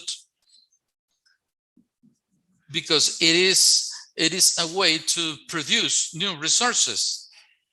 And of course, the model of moral model that is very important element, fundamental, that is revealed in the behavior free in which we manage our resources. What do we find here of both models similar? According to the Weber's Protestant ethics, we have the work, time, saving, yes. Accumulation, no. Investment, yes. Innovation, yes. Honesty, yes. In our case, effective, we have many more elements that enrich the concept of stewardship. Within them, we are only looking at material possessions. It says about the taking care of the body, capabilities, talents, time. But in terms of material possessions, it says, in terms of material possessions, we share the same concept of money, the same concepts of investments, the same concept of accumulation and investments. In this way, looking at these two models in a graphic way, we can say that we share some key elements, some interpretations that are familiar in both models, from the Weber's Protestant ethics, according to Jones in 1997, and according to the concept of stewardship of the Seventh-day Adventist Church. Both has a concept of asceticism, which is portrayed in a concept of a stewardship, but it has also connected to the model of Weber's Protestant ethics and many more elements that finally will take us to that divine grace and to the obtention of wealth. In summary, according to the concept of stewardship, the church shares certain beliefs with the ascetic Protestantism, which is based of ethics of Weber's Protestant ethics. This is very, very key. The concepts are this: A, the obtention of wealth as a result of work; B, rejection of accumulation; and C, the motivation toward the investments, which are crucial to the argumentation of Weber about the way about some religious beliefs that contribute to the formation of the capitalist economic of ethics. Conclusions. What would make us to share this concept in which we interpret it? According to the use of money. In the concept of social historical context, in which the church emerged, then was some religious belief that was promoted by some ascetic sects. We find in this model, in number 6, the Great Awakening, as it is emerged, some Protestant movement as the Seventh-day Adventist Church, but it was preceded from the point number 1, from the Protestant Reformation of Luther, as reform of Europe in medieval, and the movement of Puritanism, of English Puritanism, and the emerging of the new area of Puritanism in the church. And number 2, a little bit more related to the organization, the concept of social context. With this emerged the Seventh-day Adventist Church. Advent Church emerged in the middle of 19th century, and it retakes some ideologies and social representations, which are very important, that give transit from the religious movement to the formalization of the church as a denomination, as a religious denomination. So in this case, there are some ideas, hegemonic ideas, that have been influenced, that has been taken eventually as a concept of, as some of the first as economic concepts, and the emergence of the model of great economic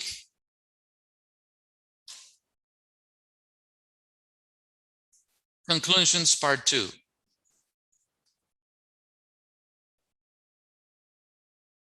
In order to mention the symbolic conversion, there is a theoric reference used to the methodological analysis. This community concept provides a common fragment of meanings. This concept of the stewardship of the church, this property of the church, it is a concept that it is a concept, fundamental concept, key based, that is shared, that the interpretation, that's why it has a character of a doctrine, because the interpretation, it is not given according to the geographical context, but as the church define what are the key concept that has to concept, that the key elements that are composed. They contribute, that's why they are provided with significance, with particular importance in the articulation with symbolic interpretation of economics and religious, as within the Seventh-day Adventist Church, as well as with the secular relationship with the church, and more current religious. Number 2, this allows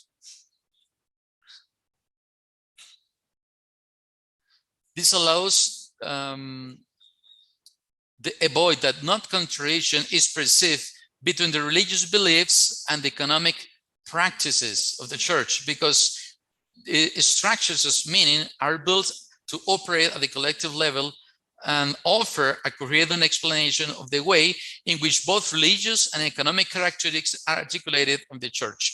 According to Tranton, and this is articulation with theory, the macro-social symbolic representations, for instance, the ascetic beliefs of the Protestant church and medieval church, and that is related to the social economic context of that time, they have the characteristics of having a recursive relationship between them and the micro-social instances in which they are inserted. This means that the macro-social level influences at micro-social individual level, and this in turn reinforces the higher instance, which promotes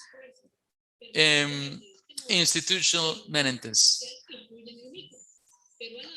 At the same time, it reinforces the higher instances and reflects continuous within this relationship, the higher instances, and promote the institutional amenities. With this, I finish this presentation, 12 and 17 minutes.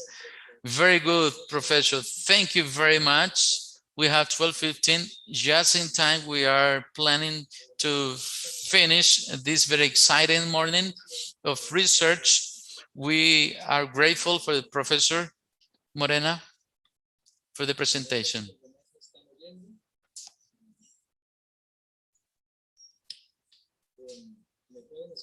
Can you hear us, please?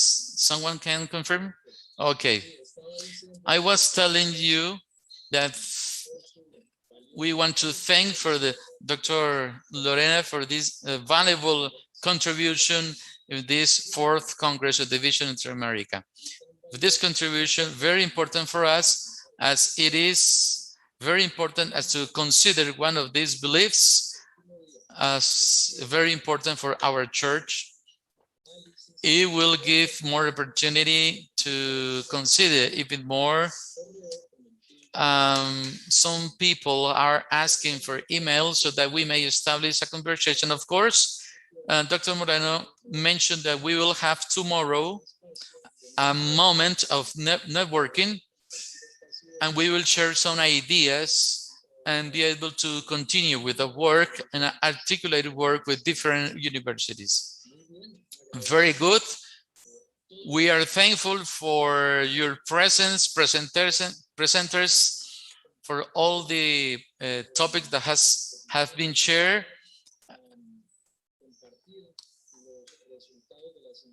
And share the result of research. We want to be able to be thankful all the